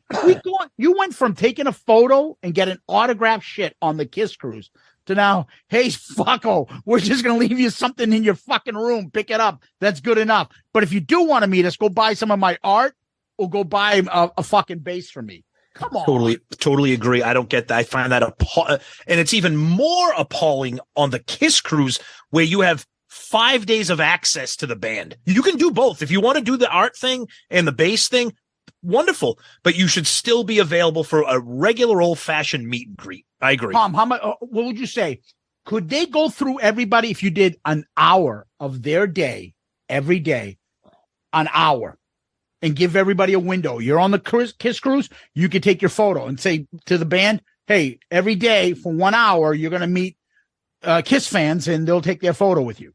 Like, why? That's too much to ask them? Because I think they're saying it would take, they would spend the entire cruise just doing meet and greets. 1 hour. I'm just saying, couldn't you get it done 1 hour a day to go through everybody? I mean, there's only not even 2,000 people. I don't know. Do you guys think you think COVID has a big part to play in this? But because if it did, they wouldn't do any meet and greets. Well, they probably they figure 10 grand with the guitar on the meet and greet. It's worth, to meet 100 people, 10 grand is per person is worth it, but not fucking these degenerates that come up to me. Well, and listen, the last thing I'm going to do is defend them, but I do know across the board, a lot of tours are not doing meet and greets anymore. There's a lot of tours that are just cutting it out of the packages because of COVID, because of flu and sickness, just in general, they're not doing it. And maybe the way that they limit the meet and greets is by saying, we're still going to do them, but you got to buy this big ticket item to get the meet and greet. So maybe that's the way they control the crowd. Yeah, you might be right. But I just don't like, it's one of those things. I don't like how we're on the cruise. The band is there, but nope, you got to buy this $10,000 bass guitar or whatever it is. I don't any KISS concert meet and greet. Everything is like, buy this, buy that. I don't want to buy this. I just want to do a meet and greet. Yep. They used to do it. But anyways, that's just one of mine. Okay. Joey, number 3. Okay. So, you guys correct me if I'm wrong. Paul did an interview when he was on the KISS cruise. I think Sebastian was interviewing and a couple other people asked him some questions. I forget who asked this question. It might have been Sebastian, might have been one of the other fans. But someone asked about video releases. And I know I bring this up every Festivus. Yep. But Paul, about, future video releases and so on and so forth. And I think Paul's response was something to the effect of, no, there's nothing planned because there's no platform right now for video content. Now, that statement, and I'm paraphrasing, but he did say something along those lines. Now, it's the most ludicrous statement I've ever heard in my life, because now more than ever, video content is everywhere. Streaming services, DVDs still sell, Blu-rays still sell, links to, download a link and purchase it and download it and keep it for, a month, whatever it is. There's a million different ways to release video content. And again, for the most visual band that was ever in existence, for them not to be releasing constant video content is, again, I'll bring it up every year because I know it's never going to change. It's disgusting. I think it's a missed opportunity by them.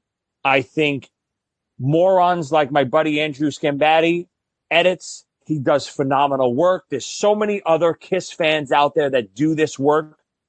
They would do it for next to nothing to work with KISS.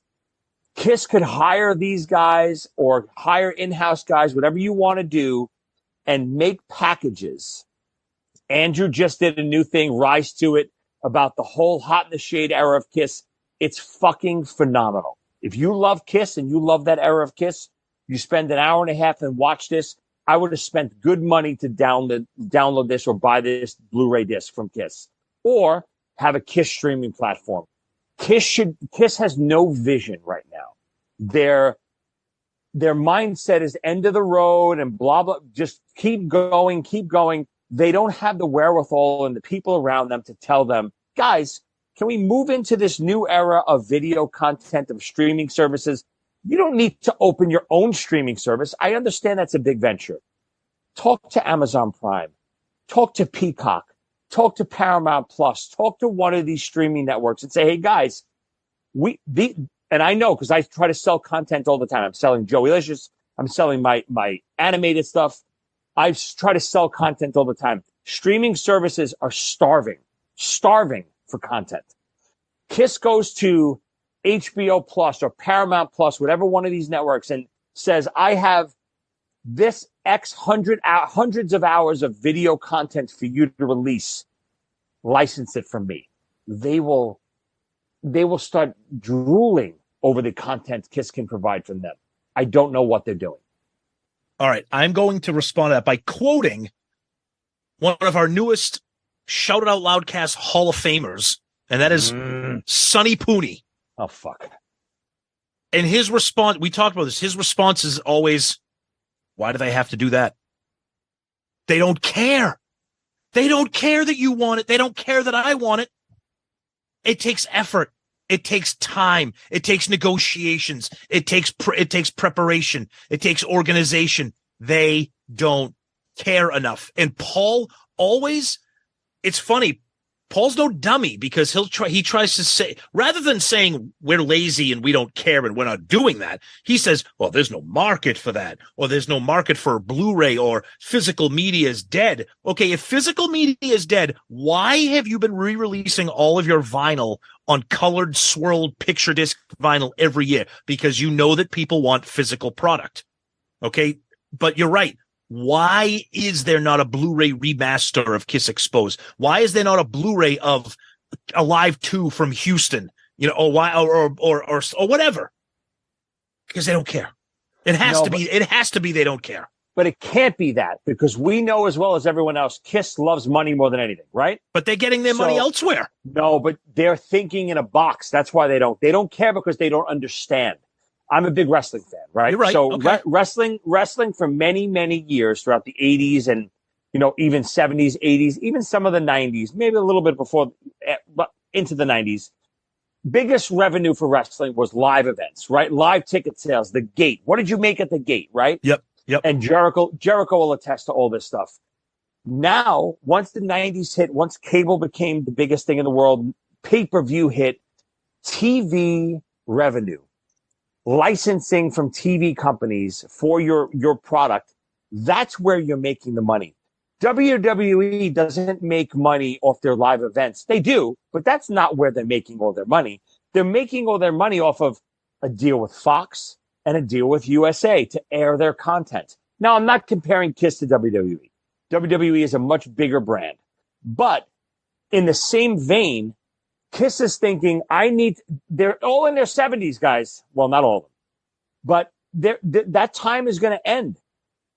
Live concerts is not where you're making your money in the future. It's producing intellectual properties that you could sit on your couch and collect a check from. That's what they should be doing, and they're missing the boat. I just don't understand it. I'll leave it with this. Do you want them to do a Star Wars Disney merger? Like meaning somebody else will take over KISS and run their products and everything else, and we'll hand it to a company that will entrust, and then KISS will live on. Like it's twofold. Oh, Disney fucked over the Star Wars franchise. Did it? Or did it keep it going to the next generation with all these new things and gave them something they weren't going to have if it just stayed with Lucas? That's what I'm wondering. Is something like that needed to somebody with enough, I don't know, knows enough about the KISS brand and the KISS army to say, you guys haven't even scratched the surface what we can do with this. I'll pay for your licensing and everything, $500 million. Fuck off.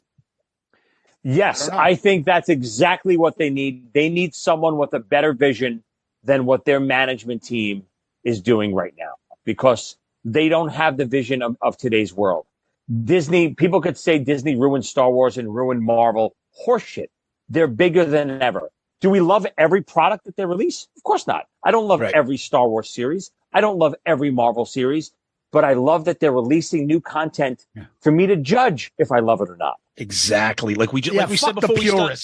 That's like we said before we started recording. Put the content out and let me decide if I want it or not, rather than me wanting it.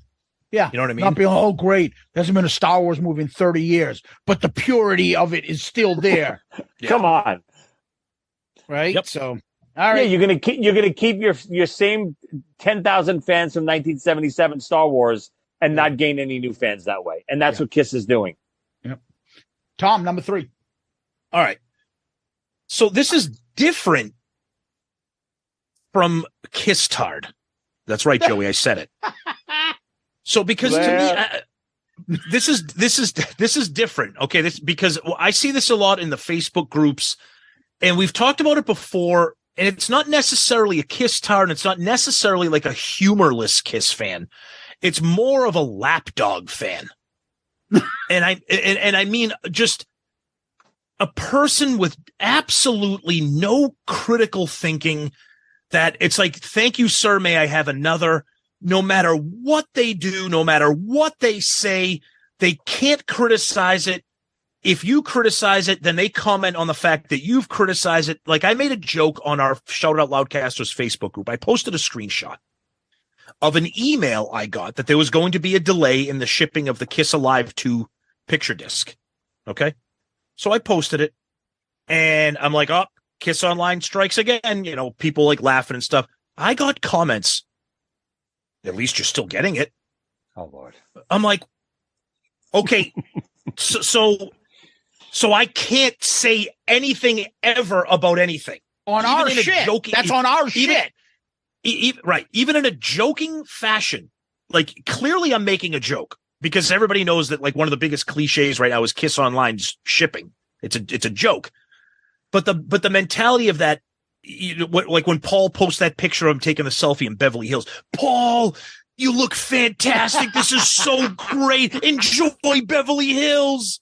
It's like you have no. And again, I know that there are people out there saying, "Oh, so we should be like you and hate everything." Well, we don't hate everything. I know we're a little aggressive and a little extreme at times, but just that lack of ability to look at something and say, you know what, I have a thought on this. And I'm going to express my thought, and it might not be something that I'm happy with, but it's just something that doesn't thrill me. You know what I call that? You mean the lack of self-respect to say to yourself, like, I have more fucking, like, no dignity left. No, just keep walking all over. Dude, what I was saying is exactly you posted that on our own page. Yep. And people, like, that's a troll. Like, come onto our page to bitch because we're fucking having fun on our page. Yep. Like, I didn't go on your page. Tom didn't go on a KISS group page that's not ours and say that for somebody to be like, dude, what are you doing? Why are you shitting on us? You know, we're a happy-go-lucky footy pajama KISS group. What are you doing? No, this is our page. And you're, oh, what would you expect? Oh, you know, there's fucking strikes going on. Oh, you know, there was a snowstorm in Albuquerque. Like, who gives a fuck, dude? Like, just Kiss Tards, fucking no self-respect idiots. Fuck them. Fuck them. We get this all the time. We have one person, Joey, that this female. Me and Tom get it. We're not going to give her name. No, I'm not going to give her this fucking the thing that she wants, attention.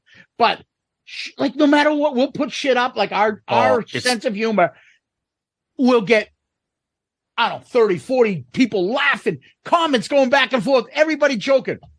Jesus, why do you guys always have to be so hate? Why can't you just like this band? Like, motherfucker. Joey, you remember the Saturday Night Live skit Debbie Downer?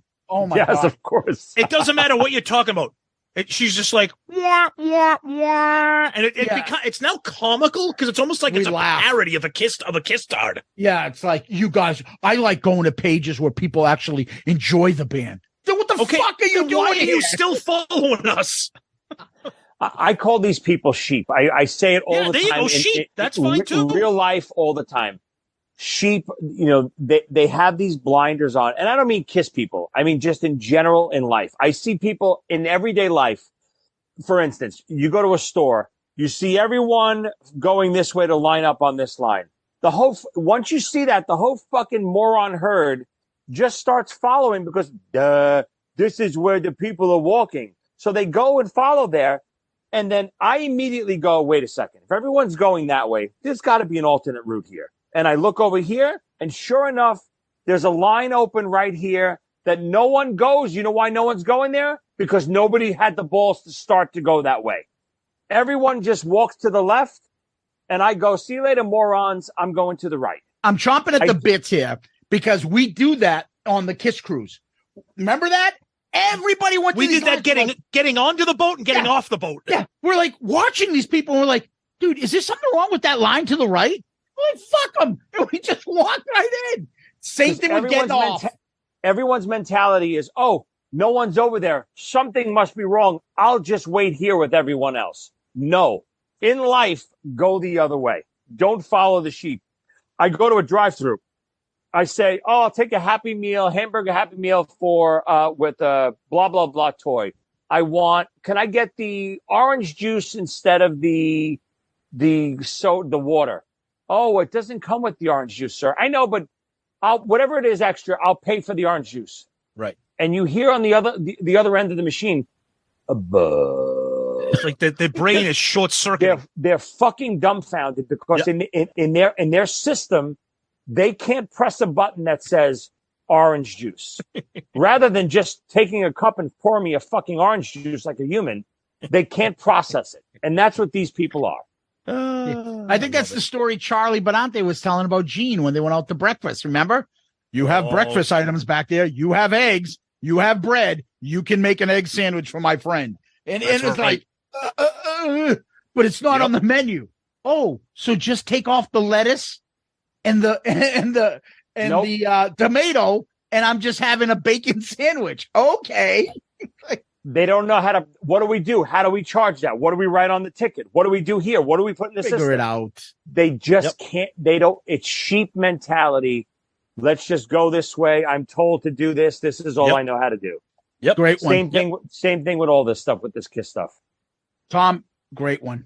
Yeah, I knew that would eventually get brought up. But all right. So number 3 for me is, dynamic duo of Gene and Paul.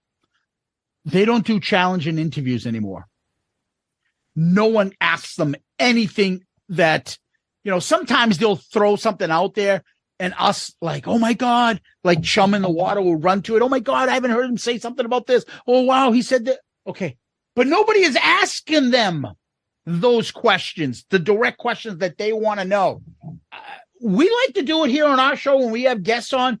Sometimes it's a little awkward, but we get to the point and we'll ask them that question. Let them tell me, nah, I'm not doing that. We don't insult people. But if I had Gene on, I get it. If he said to us, you can't talk about this, this, and that, I'm not going to say, fuck you, Gene. We have integrity. You're not coming on my, no, I get it. But we would, if there's no, hey, you can't ask me, good God, I would ask him something. When was the last time somebody asked them a question? Even on the KISS cruise, I was so close. They were all pushing me to go ask the question. And I'm like, the whole time it's Paul. So I'm like, I can't ask it without him fucking calling me an asshole or loser in front of everybody. What did you want to ask? So what I was trying to build it so I would let his sensitive brain hit it. Paul, you must know that we all love a lot of the songs like Come On and Love Me that you wrote. That is a classic. That is this. We all love it. There are songs like Say Yeah. That's a great recent song. Why can't we get that? And I'm trying to think in my head, oh, you said why? That'll piss him off because he's going to say, because I'm the boss. So then I'm like, I won't ask it like this. How about if I ask it like, is there a chance that you can substitute a song for a classic, another classic, like Come On and Love Me? Like, how do I, and then I'm sitting there as a fan thinking ways that I can ask this fucking sensitive man a question. Tiptoe around. You got to tiptoe. Yeah. But That's because he can't be asked questions. They don't get these questions anymore. Yep, that's right. Zeus, you're so right. Especially Paul more than anyone. He would have jumped down your fucking throat right away. Yep. Another set list. He would have said something about immediately, again, like I said before, what does a guy that's insecure do? Immediately put you down. He would immediately insulted you about something. Hey, what's that? Why are you wearing that? Hey, look at this guy with his glasses. Look at it. Where are you from? Hey, you're from here. Are you a podcaster? Right. Yeah. Whatever it was, he would immediately struck you down so he felt better, and then he could have just stepped over you. Yeah, he minimizes you and embarrasses you. Yep. And that's how he can feel like, oh, I got past that hurdle because I've embarrassed this person. And the sad thing is, any other environment, people would be like, hey, you're a fucking dick. In that KISS cruise, they'd be like, yeah, he's an asshole for asking you and a you'd good be on question. YouTube. You'd be on YouTube, and our podcast would probably be fucking destroyed. Banned for life. But yeah, I just want them to go on somewhere where they get asked real question and not the same. Why'd you take the makeup off? Oh, what happened with Peter? Well, that's because when you have flat tires, then you all the cliches. No. Know those answers are coming, and you ask your questions around those answers that you think he's going to say to you, and come up with something else. Like, hey, the fans want it. What are you going to do about Peter? You could certainly implement it. And I know you're going to say, well, there's an open invitation. But there's an open invitation to you going on my podcast every day, Gene. And you're never coming. But you're not going to fucking do it unless I pay you $1 gazillion. So why would they do it? So you got to get around those simple answers they give you. And I just wish they would get those kind of questions. That's all. Great one. Yeah. Number 2. All right. So my number 2, that's actually a pretty decent lead in. I'm sick and tired of people in general, especially current KISS members and some past KISS members, shitting on my boy, Peter Criss. I can't take it. I fucking can't take it anymore. This guy, especially, you go back and listen to some of this old footage that's just been released. There was a new Nothing to Lose demo that just leaked the other day that I had never heard. Peter is the absolute star of this band in early KISS. I don't care what anyone says, his drumming, his vocal, his style, his swagger. He taught Gene and Paul how to be rock stars. Peter was already doing stuff like that. For them to just diminish and just try to make him insignificant in history drives me absolutely crazy. Even with Paul Stanley's birthday tweet that you read before, Zeus, where it said, I don't remember exactly what it said, but it said something like to the effect of what you did for us in the past or what you gave us, right? Bullshit. Just be grateful for Peter of who he is, what he's doing now. We talked about it before. The guy's 77 years old. He's married. He's enjoying life. He's not in the spotlight fiending for attention like you guys are. Leave the guy alone. Jesus Christ, this guy carried you for years. He was an incredible member of your band. Even if you don't agree that he carried you in early KISS, he was at the very least a quarter of what the band you loved was about. Okay? At the very least. All the way through 79. Peter was integral to what KISS was in every way. Vocals, drumming, everything that he did. Style, attitude, everything. His Catman makeup, whatever you want to say. The way he's treated in history in general, and even by KISS fans. A lot of KISS fans like, oh, Peter's old. He can't do anything anymore. Yeah, he is old. He's fucking 77. Leave him alone. You're right. He can't do anything anymore. But you know what? Neither can fucking Paul Stanley. Have you heard him sing anymore? Have you heard him sing lately? He can't either. Yeah, Paul looks great with his hair extensions and his facelifts, but he can't sing. He can't perform anymore. So don't shit on Peter, who's living his life, who hasn't had work done and has his gray hair coming in, and it looks like a distinguished 77-year-old man living his life. Don't shit on him because he's not trying to be, this pompous guy in front of the camera anymore. showing you that he's still a rock star. Stop it. Oh, Yeah, I don't get it. I don't. That's all I'll say is I don't get it. I don't get it. Joey, I had a kind of similar thing of that as well. You know what? It was his birthday the other day. Even on other podcasts and other KISS groups you see on Facebook, we all laugh and we put it up too. The Eric Singer, happy birthday, Peter. Of course.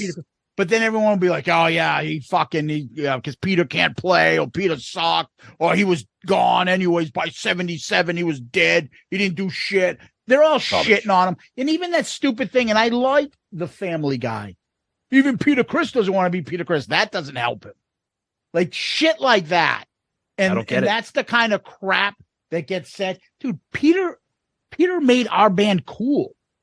Really cool. He was a badass back there. His fucking vocals on the KISS songs, the few that he did, are fucking incredible. Incredible. He had passion. He gave a shit, and he still gives a shit. And when you meet him and his wife will make you feel like, wow, thank you. Versus everybody else. And even overlooked he's MVP on the reunion tour. He's fucking even great. Paul said it. Yep. Great on the reunion tour. Everything he's doing, his feel, his energy, his speed, his vocal. Peter's back. And I forget how old he was on the reunion tour, but he's about my age now. You think of Peter as being old on the reunion tour. He wasn't. Yeah. They wanted to make you think that Peter was already over the hill just because he's the oldest member. Peter had the injury with his hand, though. He did have the injury with his hand, and he never was practicing as much and playing as much. I'll give you that. He wasn't the 77 in pre 77. But here's the other one too. I wanted to mention. Tom and I saw it, and we looked at each other and we're like, "What the fuck?" Incredible. That whole impromptu Doc comment. Oh, what would I do different? I don't know. I'd probably kill Peter Criss.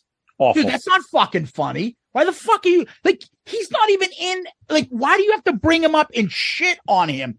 And he said the question was, "What's your biggest regret?" And he said, "Not killing Peter Criss." And not like laughing and being like, and there was he used to drive me crazy. He snored, or he was always late, or just a joke. It was like, Joey, when he said it, you could hear a pin drop because everyone's like, he doesn't sound like he's joking right now.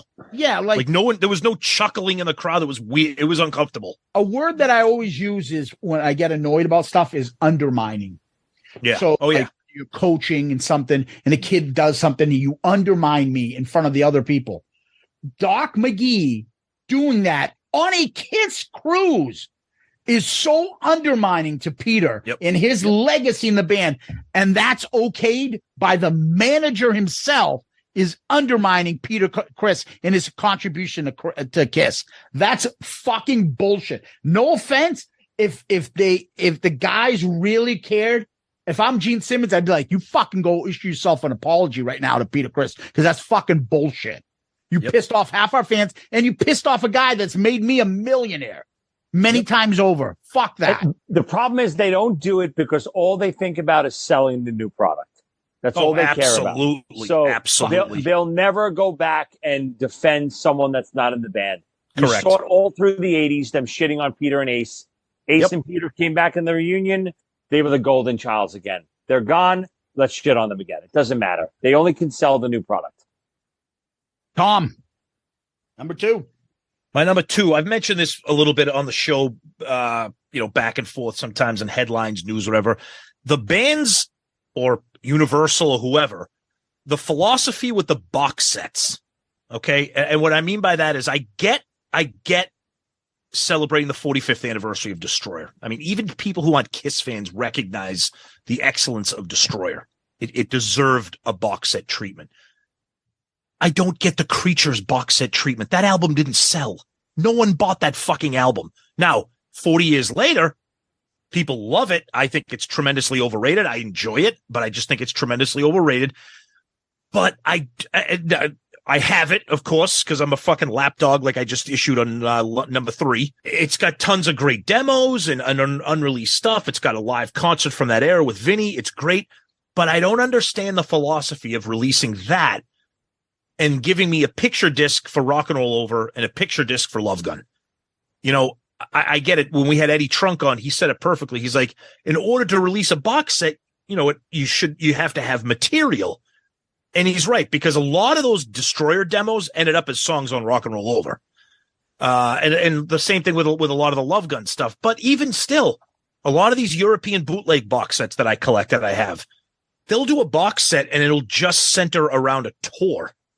So I understand you did the picture disc for Alive 2, the colored swirl for Alive 2. Why not do an Alive 2 box set? That's when you were on top of the world. Why not do a box set of additional tours from Alive? Throw in the colored vinyl of Alive 2, but maybe throw in a special set list that included that, the Take Me and the Hooligan. People love to collect those misprint Alive 2s that have those songs listed on it because they played those songs on that tour. Just, I find it interesting. I'm not complaining about the Creatures box set release, but I just find it interesting. It didn't sell, and I'm interested in who's buying. Like, I could see non-KISS fans buying the Destroyer box set because it's a classic rock record, and people that like to collect stuff. But the Creatures box set, diehards are buying that. That's my opinion. Maybe there's something behind the scenes that I don't know about. I'm anxious to see what's next. I'll be blown away if they do a non-makeup era box set release. I don't know. We'll see. Yeah, we've talked about that before, but Joey, go ahead. Yeah. I got to agree with you and disagree with you. I agree with you in the sense of you're right. How the hell do they come up with and say, yes, this album that did nothing, let's put a box set out of this.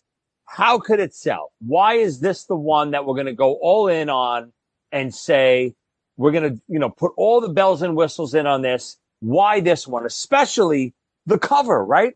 The cover has a makeup design that you're not promoting right now. Correct. So it's so weird. It goes against the grain of everything they're trying to throw at you. But then in the other sense, I say, and here's why I disagree with you. I do not think it's an overrated album. I think it's one of their best records. Okay. And I think the KISS diehards are fiending for something like this. So I do think the KISS diehards are gobbling up the Creatures box set probably more than any other box set that they could possibly release. You're probably right. That era of the band, Creatures, Killers, Unmasked, Elder, all that. That's like almost like a weird era that never got the press and due that it deserves, right? It's like the forbidden era of KISS. Like, you were a KISS fan back then. You can't admit it, right? But back then, it's different because it didn't sell. Now it's like a cult that loves that stuff. So I understand why they did it, but you're right. It goes against the grain of everything that they're trying to force feed you today. Yeah. Yeah. I mean, I'm with you, Joey. Yes and no. I love Creatures. I do. I think it's at this point, number 2 for me. I think they do have material. I don't know. Again, what it gets to me is the fact that they didn't really put serious thought or analyze what should we do and plan this out. I think someone comes to them and goes, hey, Rock and Roll Over is coming up. Just do a swirl. Love Gun's coming up. Oh, just do this. Okay, who we can do for box set? Oh, well, we already did the swirls and the anniversary things for those. So what else? Oh, I guess we'll do Creatures. Like, I don't know if they planned this out. You could be absolutely right. That's why I admit I don't know. So yeah, and they got boxed in with that decision. Get it? Good one. I like that one, Tom. So number 2 for me, and I'm going to name this. It's a few things. It's a little general and vague, but Paul's Hypocrisy. So, oh boy. First, you already mentioned it, Joey, shitting on Peter Solo, constantly shitting on it over the years, and then he goes out and does fucking the exact same thing. But I'm Paul Stanley, so I'll get credibility on it. And my band members will fucking promote it and say how awesome it is. They won't shit on it and undermine it to everybody else like I did to my other band members' album. Then the 80s. Well, Gene went off and did other things, something that we talked about earlier, right? Well, if you could, you would, but you couldn't. Now, why doesn't Gene ever say, I don't know. Paul's got a billion things going on. He ran off and to do the fucking Phantom. Gee, he was going on. Now he's doing Wentworth Galleries in the middle of our tour. Oh, gee, Paul's now doing fucking a cooking show. Paul's writing books. Why isn't he sitting down writing albums or writing music? That could be thrown in your face. But Gene, ever the businessman, knows I'm better with Paul than without. Oh, yeah. I'll turn the other cheek and I won't deal with it. But he lets Paul take the shots and put that fucking image out there and that propaganda that Gene abandoned the band in the 80s. So if Gene abandoned the band in the 80s and still put out pretty decent songs and you're still fucking throwing out Radar for Love, Jesus. I don't know. Maybe he didn't. Like, it didn't matter if he could go because he could do both at the same time. Him, his painting, his cooking, Phantom of the Opera, his shitty sneakers that he was working on for a while. I can do that. Well, I could do that too. If fucking I had paid people to show me and fucking consultings come to me and go, yeah, this is how you do a shoe. Do you like this color? Yeah. What are your favorite colors, Paul? I like leopard skin stuff. Okay, we'll make a leopard skin fucking shoe. I can do that. Really? Like, it's just all this stuff. It just gets to me because it doesn't have to be this way. But his hypocrisy and the fact that he has no reflection on any of the shit that he's done or all the advice that he spouts to everybody else in his books.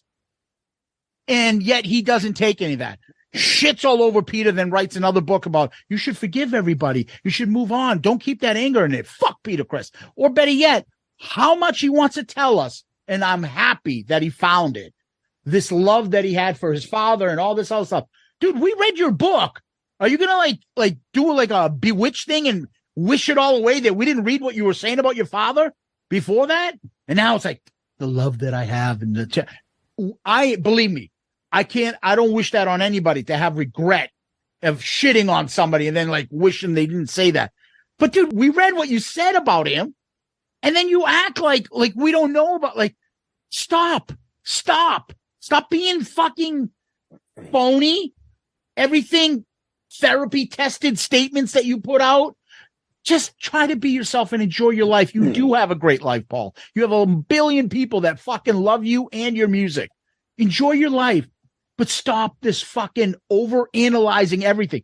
Who died in the fucking news today so that I can be one of the people? Oh, amongst the people that mentioned him are KISS musician Paul Stanley. He doesn't want to see KISS musician. He wants to hear rock renaissance man. Paul Stanley comments on, the death of fucking Johnny Coolballs. It doesn't matter. It's so obvious. He just needs to fucking cut the shit. Anyways, that's my rant. I'm done. If I added any more to this, the show would be another 6 hours long. We talk about this. I completely agree with you, but yeah, I hear you. Yeah. I'm the same way. I could rant on this for the next 3 hours. The best way to describe him, and I don't care what he does, the way he does it. I care because he's two-faced. No pun intended. Yes. Hypocrisy. That's it. Yes. I care that he shits on someone for doing something and then turns around and does the same thing. That's what bothers me about Paul. I don't care that you do stuff. Just don't shit on other people for doing the exact same thing. That's all I care about. We used to always hear about Led Zeppelin, and I believe he really loves Led Zeppelin, Jimi Hendrix, and all that stuff. I do believe he loves that. Okay? Peter goes out before it was cool, before anything, and puts out an R&B soul, white soul type of music album out, and you shit on it. But now, because artists like your favorite hero, like Rod Stewart, branched out into adult contemporary types, things like the American Songbook stuff. I can do something like that. I'll do an R&B soul album. And it'll be from Paul Stanley from KISS doing it. Dude, your bandmate did that on his own, not prompted by anybody, because he loved that music, and you shit on him. That's the biggest hypocrisy ever. There would be no other question that I would love to give him if I sat him down. People always say, "What would you ever ask Paul Stanley?" Yeah, I had a quick conversation with him. Why do you shit on Peter's solo album, but you say you love that style of music in Soul Station? Be honest. Have you really ever listened to it? And and you know what? Let's sit down and listen to it together. That's what I would love. Mm-hmm. Yeah, great one. All right, Joey, we're down to your last one. All right, so this is my true number one. There's nothing I could think of in this Festivus season that I want to bitch about more than this. Let me give you a little. Here it comes. Little drum roll.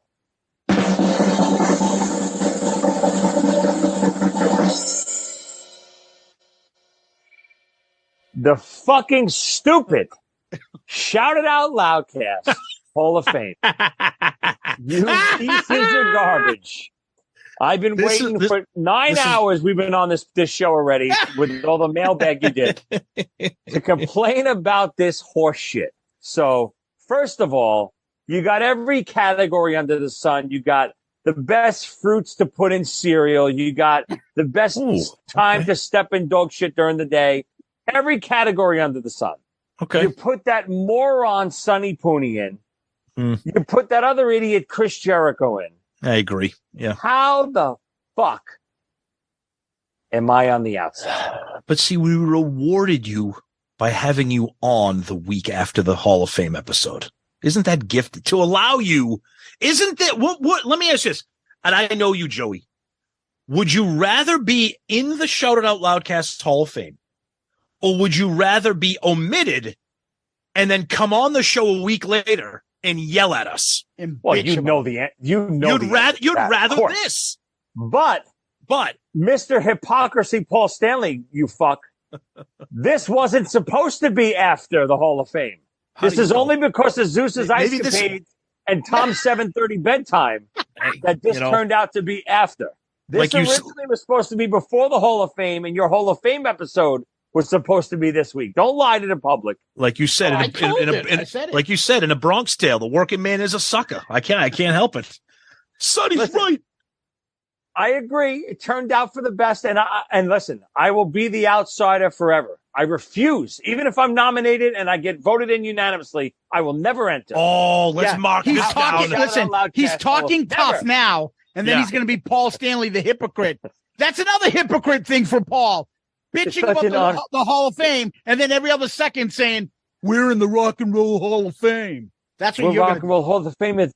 Yeah, it's unbelievable. But I will never be in the Shout It Out Loudcast Hall of Fame. I refuse to go in. I will not be in a Hall of Fame where there's Sonny Pooney on this side and Chris Jericho on the other. You pieces of garbage. Joey, who's the guy that was it? Groucho Marx or the guy that had that famous quote? Who was the guy who said, I don't want to be a member of any club that will accept me? Yeah, it's Groucho. Right. Yeah. So there you go. Joe. You're all set. I'll take it. Yeah. All right. My number one. Wait. No, go ahead. The only way I would ever go in. Here we go. Jerry from Facts of Life is beside me. That's Jesus Christ. Stop. All right. My number one. This is my definite number one, and this pisses me off. And this comes on the heels of a recent interview that Paul did. Gene has said it many times. The mentality of KISS 2.0. Because to me, it cheapens the band. It cheapens the individuality and the talent that people like Paul and Gene bring to the band. And it reduces the band and confirms what a lot of non-fans think is that KISS is just a visual experience. It's pyro, it's blood, it's fire, it's bombs. And for them to say that KISS can go on, to me, really, it insults me as a fan. Because, yeah, do I like the blood and the fire and the pyro? Yeah, but I like the music. I enjoy Paul and Gene's lyrics. Those are the two lead vocalists of the band. I enjoy hearing them sing. I enjoy their voices. And by Paul and Gene both signing on to a potential 2.0, it just pisses me off as a fan that you think that little of your band, that all you care about is the name, the costumes, and the blood and the fire.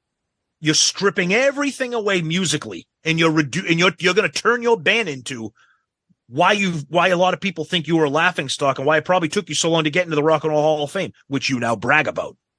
So this KISS 2.0 shit, I can't fucking stand it. It pisses me off as a lifelong fan. I'm 100% with you, and I will go on the record. This is all horse shit. There's no KISS 2.0. I don't know. I hope you're right. I hope you're right. Maybe they'll throw a cover band out there, or maybe they'll make a TV show about their replacements. It'll never actually be a thing that works. It just won't. It will never work. I think you're right. I think what they're doing is I think they're betting. I think they are making a huge bet on that KISS Tard contingent.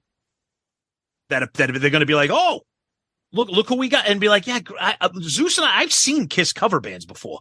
Okay, Joey, I know you were in a good one, like a real one. Zeus and I saw one at like the fucking Bolton Street Tavern where it was fucking dollar draft night. Like, so, I mean, I don't want to see that. I don't want to see that. Yeah, I think they're minimizing again, they're insulting us for liking a band that's just so easily replaced. Exactly. That's my point. Yes. Why do I have a fan, like such crazy fandom and devotion to a band like, yeah, this guy's now going to play me. Oh, okay. No, it's like they're turning themselves. They think they're like the Wiggles. Oh, look, we got a new guy who wears the yellow shirt. There's a new purple guy. Yeah, right. There's a new red guy. It's like, did you not the fucking Wiggles? And if you want to be the Wiggles, keep doing the 2.0. Now, if you want to do like a Vegas show with KISS and performers like a Zach or a Todd that really KISS fans can do it and pull it off, great. Yes. I'm all for that. You can see the KISS experience in Vegas. I get that. There you go. But to go around and have a new guy and put out KISS albums with new people? No way. Remember the Monkees when they got big again? They came back. At one point, they tried to do a new Monkees and made a TV show about it. Fucking fell flat. No one wants to see that. Like, so the same thing here. It reminds me, if any of you guys have ever seen Blue Man Group, which is a fucking fantastic performance. Now, granted, Blue Man Group, there's no singing. It's all visual, music, lights, but that's why it doesn't matter who the Blue Men are, because it's all visual. So if KISS, they're going to turn themselves into Blue Man Group and reduce their show to a visual show, which has pissed them off apparently for their entire career. But yeah, I don't know. What do you got, Zeus, for number one? All right. So my number one, and I feel like every fucking time I do this, it's always about him, is the Ace Cult. Yeah. This guy could go up and like punch some of these Ace Cult members' mother in the face, and they'd be like, oh, it's Ace. That's so rock and roll. It's okay. You punch my mom in the face. No problem. They are willing to forgive all the shit that he does or says or anything like that. It's okay because it's Ace. He gets a free pass from everybody. Let's be fucking honest. His fucking band carries him every night. Absolutely. He jumps around every 2 seconds and hits a chord here and there and then concentrates on the solo. His singing is atrocious. I don't use backing tracks. Well, you ought to, because your singing is fucking horrendous. In the days of my youth. Yeah, what are you doing covering Zeppelin? Zeppelin, please. That's not just it. For years, I'm the rock and roll guy. Those guys are all in it for the money and, a lot of the cartoons and stuff. You had no problem collecting that paycheck. You had no problem with that. But now, my friend, what are you doing? Oh, I'm hawking socks that I'm going to sign. Is that not fucking embarrassing? Let's see what the Ace Cult thinks of that, though. This just happened. They have no problem with it. They'll think it's funny. It's Ace. It's as though Ace thought of it. Yeah. Or better yet, let me fucking put a cassette box set together of all my shitty albums that I released since I've been out of KISS. All this stuff that he does, he has gotten this free pass. I don't know anybody, and I don't give a fuck. You name it, I get to see it on social media. Anybody that's been like, dude, my car broke down. Ace stopped and picked me up and gave me a lift down here. Oh, I had the best conversation. Ace took 20 minutes. He sat down, talked to me. I have yet to hear anybody tell me what a fucking personal one-on-one great experience they've ever had with Ace.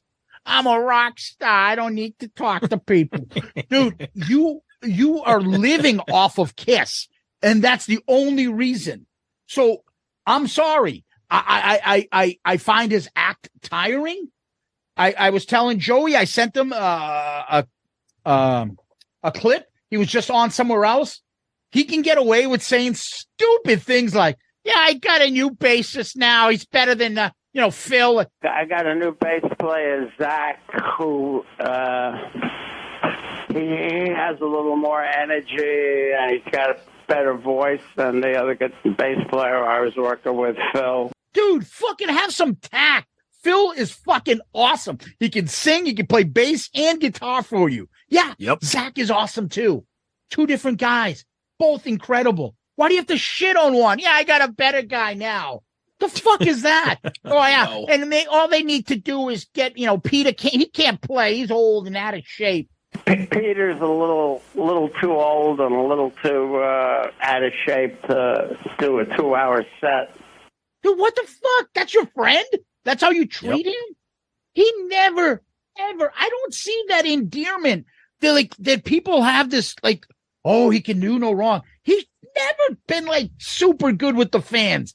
Or while we were on the fucking cruise or whatever it was, that supposedly went to a hotel and made everybody fucking wait because he got a better deal to sign some other shit somewhere else and made everybody else wait. I'm only going to be there for 20 minutes. Whatever. It's just, he gets this I'm the rock and roll guy, and those guys are all about the money. Dude, you're all about the money, but you're too fucking, what do you call him, Tom? Wet brain to be able to do anything about it and get yourself in a better situation. I don't know who his handlers are, whether it be his new girlfriend or, or whatever, but there's a lot of money shit that he's hawking these days that he never used to do again. And they're fucking very much Elvising him, like the Colonel. Get him on That's a good way to put it. Put him out there. Throw him out there. But he can't even fucking play. Who cares? That band will back him up. Put him out there. Keep him on tour. I need this lifestyle. I need to make money. We'll just hang out with him and we'll go all these places and eat and go out and buy all these things off of his name, off his stuff. I don't even know if he fucking knows where he's at. I got a new record I'm going to do. Yeah, it's going to suck like the last few ones you did. I've had it with the free pass that he gets, and he gets, fucking those guys are playing the backing track. This is live. Yeah, your band is great live. You suck. So fuck off. What an exclamation point for Festivus. By the way, I love the guy. Yeah, I don't know exactly. what to say, and I actually love the guy. What an exclamation point for Festivus. I'm annoyed with him. I'm just annoyed with him. And he gets this free pass from all these people, and it drives me nuts. Perfect exclamation point on Festivus. Anybody else want to say anything about it? Yes, no? Nope. Yeah. I don't know if I agree with all of it. I think you're right in a sense, but I also think, listen, all these guys are in their 70s now, right? So Ace, if you ask me, Ace is still at least as good as a performer as Paul and Gene, minimum. He's just is he great live? Of course he's not. His band, he's not as good as fucking. Of course Paul he is. Gene. No way. Paul cannot sing any song anymore. And can Ace? No, but what I'm saying is, but the performance that Paul puts out with help, but I don't better know. Than anything Ace is I think out. they're all in that same boat, and I'm not going to put down any of their performances because they're all older guys. I get it, but what I do at least respect from Ace is, whether you like his albums or not, he's putting out new music. That's what he does. He's keeping his new brand alive. He's trying new things. He is on the road, fucking hustling. He quit KISS twice. He didn't get fired as much as they want to tell you he got fired. He quit because he couldn't take the way they ran their business. And I get it. Yeah, they worked hard. I don't know if that's necessarily, I agree they worked hard, but I think they worked in a sense where they're almost impossible to work with. And I respect Dude, he's him. Lazy as fuck. I agree with that. I agree. But It's like oil. It's like oil and water. Yeah, I'm not saying Gene and Paul are right or Ace is right. All I'm saying is I respect that he said, you know what, guys, I don't get along with you. I don't want to do. It's not worth collecting these $10 million. But I'll make my living off of you. I will play Strutter. I will play Detroit Rock City. I will play all these songs that I had really nothing to do with. and just so I can get that light on me. But then again, I want to push all that like the bad stuff away from me and take all the good. Yeah, but you know as well as I do, us Ace Frehley fans don't want him to play those Kiss songs anyway. Those Kiss fans are not those Kiss songs that he plays are not selling tickets for him. But in his that's why he's doing it. You're right, but I think it's a wrong move by Ace's camp. They should be playing all Ace songs because whoever's going to see Ace is going to see Ace. They're not going to see Strutter or Detroit Rock City. Yeah, but listen, at the end of the day, is him playing Detroit Rock City worse than Kiss playing Shock Me? No.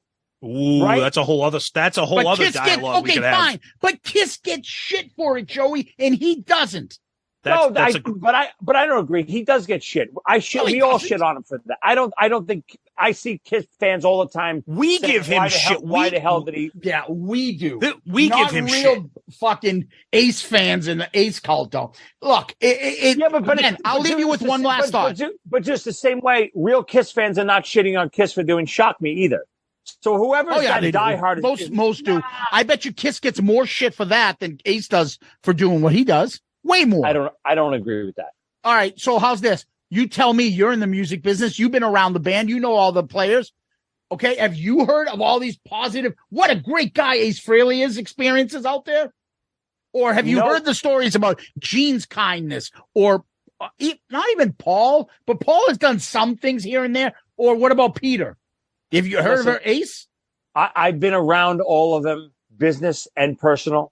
I think they all have their own little quirks. Yeah. Gene to me is by far Gene and Peter are by far the most down to earth, friendly guys.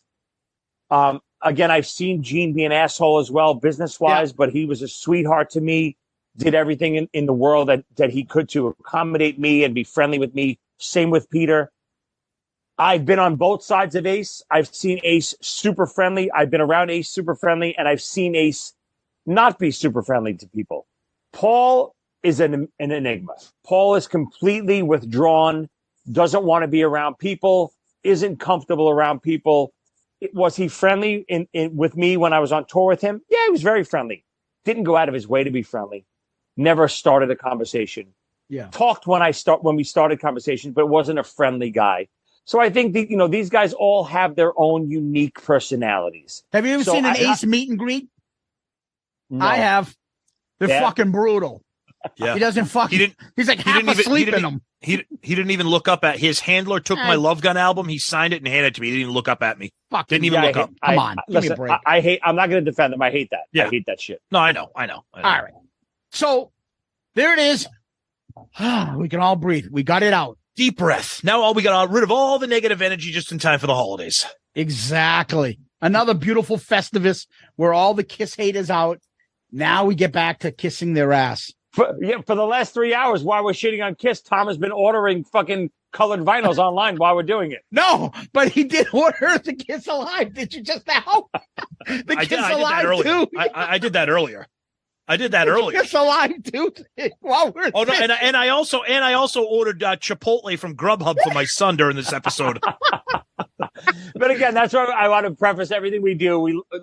We air our grievances at the end of the year to start the new year fresh, right? That's what we do at Festivus.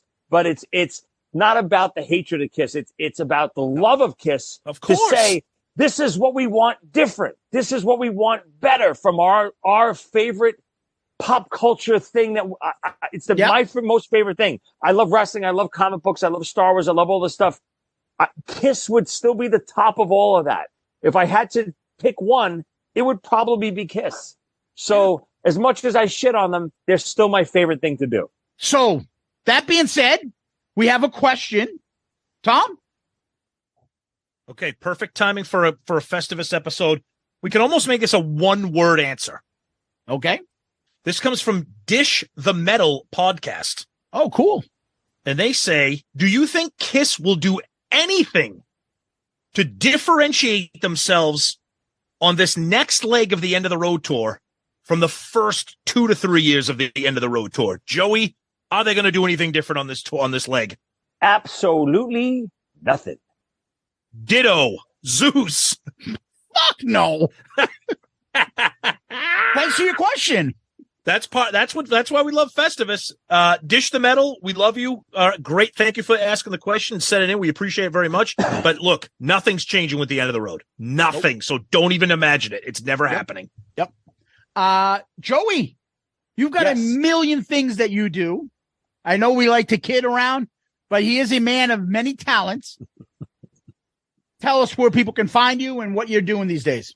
As always, you can find me on all social media at Joey Cassata. I'm everywhere on YouTube. Check out my YouTube channel. You see my own podcast, Top 5 with Joey Cassata, is on my YouTube channel.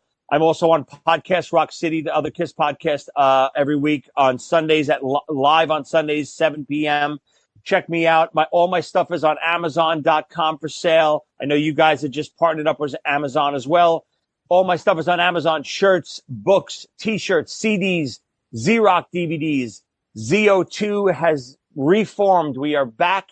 We're recording a new album. All right. We're releasing some new material. We just got a new deal. Look for us in 2023. We'll be on the road. Just find me everywhere on social media, guys. Excellent. Awesome. Tom, what about us? Go to our website, shoutoutloudcast.com. That's where everything is there. All of our episodes, everything there, rankings, links to our new merch, which, yes, we're proud to announce. We now have our merch through Amazon. Click on the link. You'll check out all the wonderful stuff we got there now. You can click on our links for our Patreon. Again, we want to thank Chris for being a new member of the family. You guys are awesome. Chris and everybody else, Patreon guys, we love you. And of course, our email, shoutoutloudcast@gmail.com. Please email us. Social media, Twitter, Facebook, Instagram, YouTube, MySpace, TikTok, fucking America Online. Fucking, we're all there. Dial up AOL. Dial up AOL. We're there. Check us out, please. And I always like to say that we're proud to be part of the wonderful Pantheon Podcast Network of shows. Tons of great music podcasts out there. Check us out. Check them out. PantheonPodcast.com. You can always DM us on Twitter, Facebook, Instagram. Subscribe to our YouTube channel. We're getting up there. We'd like to hit that 1,000 mark. Please get us there. Just go on, subscribe, and watch a few videos. Also, please go and give us one of those 5-star child reviews. Those help our show out tremendously. We appreciate it. And I actually got one here that I can read for you guys. So this one's on Apple Podcast. This one says, the best KISS podcast around. It was written by Joey Cassata. This one is written by Up the Eagles. The best KISS podcast in the market today. TNZ look at the KISS world through all the lenses with a sense of humor and criticism matched by no one. You can say that again. My wife tolerates KISS. Sue to me, I don't know what that means, but when she gets in the car and listens to this, she laughs and shakes her head at the takes of this show. A 5-star child review. Up the Eagles, thank you. Thank your wife. We hope she gets a chuckle out of this week's show. And much appreciated. Keep those 5-star child reviews coming. They help the show out tremendously. And please remember to go to our awesome website, shoutitoutloudcast.com, shoutitoutloudcast.com. We'd appreciate the feedback, and you can always email us at shoutitoutloudcast@gmail.com, shoutitoutloudcast@gmail.com. One last thing I want to say, our friend over here, yes, I know he's a friend of ours, Joey Cassata will be performing with Quarantine on the Jericho Cruise. I believe there's still some spots available. I'm telling you that Jericho Cruise looks like a ton of fun. There's a few other bands on there. I think Quiet Riot's going to be on there with you, right? Yeah, Quiet Riot I know will be there. I forget what some of the other bands are, but yeah, Quarantine. I'll be filling in for Kent. Can't wait. We're doing, of course, all the Quarantine releases and a lot of 80s classic KISS. That's right. And Jericho's going to have a ton of wrestlers there. So catch Joey on the Jericho Cruise. Can't fucking wait. It's going to be a great time. I wish we could join you, buddy. But KISS Cruise took a lot out of us, buddy. We'll make it next time. So what we like to do is we always end with famous last words. Joey, you have any for us? I got some lyrics. The boy could play before he learned to crawl. worked in a band who had no name at all. Every morning at the break of dawn, you could see him dragging home his drums. I was vaccinated with a Victrola needle, baby, and I'm hooked on rock and roll. Fucking love it. Fucking love it. Get down. Love is like a hurricane. Street boy. No, I could never be tamed. Better believe it. Guilty till I'm proven innocent. Whiplash. Heavy metal accident. Yeah. Hate that song. Nice. All right. You can slip and you can slide, but there ain't nothing you can hide. You just can't say no. Well, here I come, baby, and here I go. Come on. A boomerang. A boomerang. Fucking horrible. Joey Cassata. Tom. KISS Army. KISS Tards. Fucking Loudcasters. Everybody. Thank you very much. Happy holidays. Feliz Navidad. Fucking Kwanzaa and Hanukkah and happy and safe New Year. Joey, thank you so much, buddy, for our annual Festivus tradition. We wouldn't want anybody else to join us. Guys, thank you so much for everything. Enjoy the holidays. Merry Christmas to everybody. Joey, Zeus, you guys are the best. Thanks for having me, boys. Great time as always. Love to shit on KISS and love KISS at the same time with you guys. I'll see you next time. Peace out, Girl Scout. Where? Joey. I'm a one-man woman now.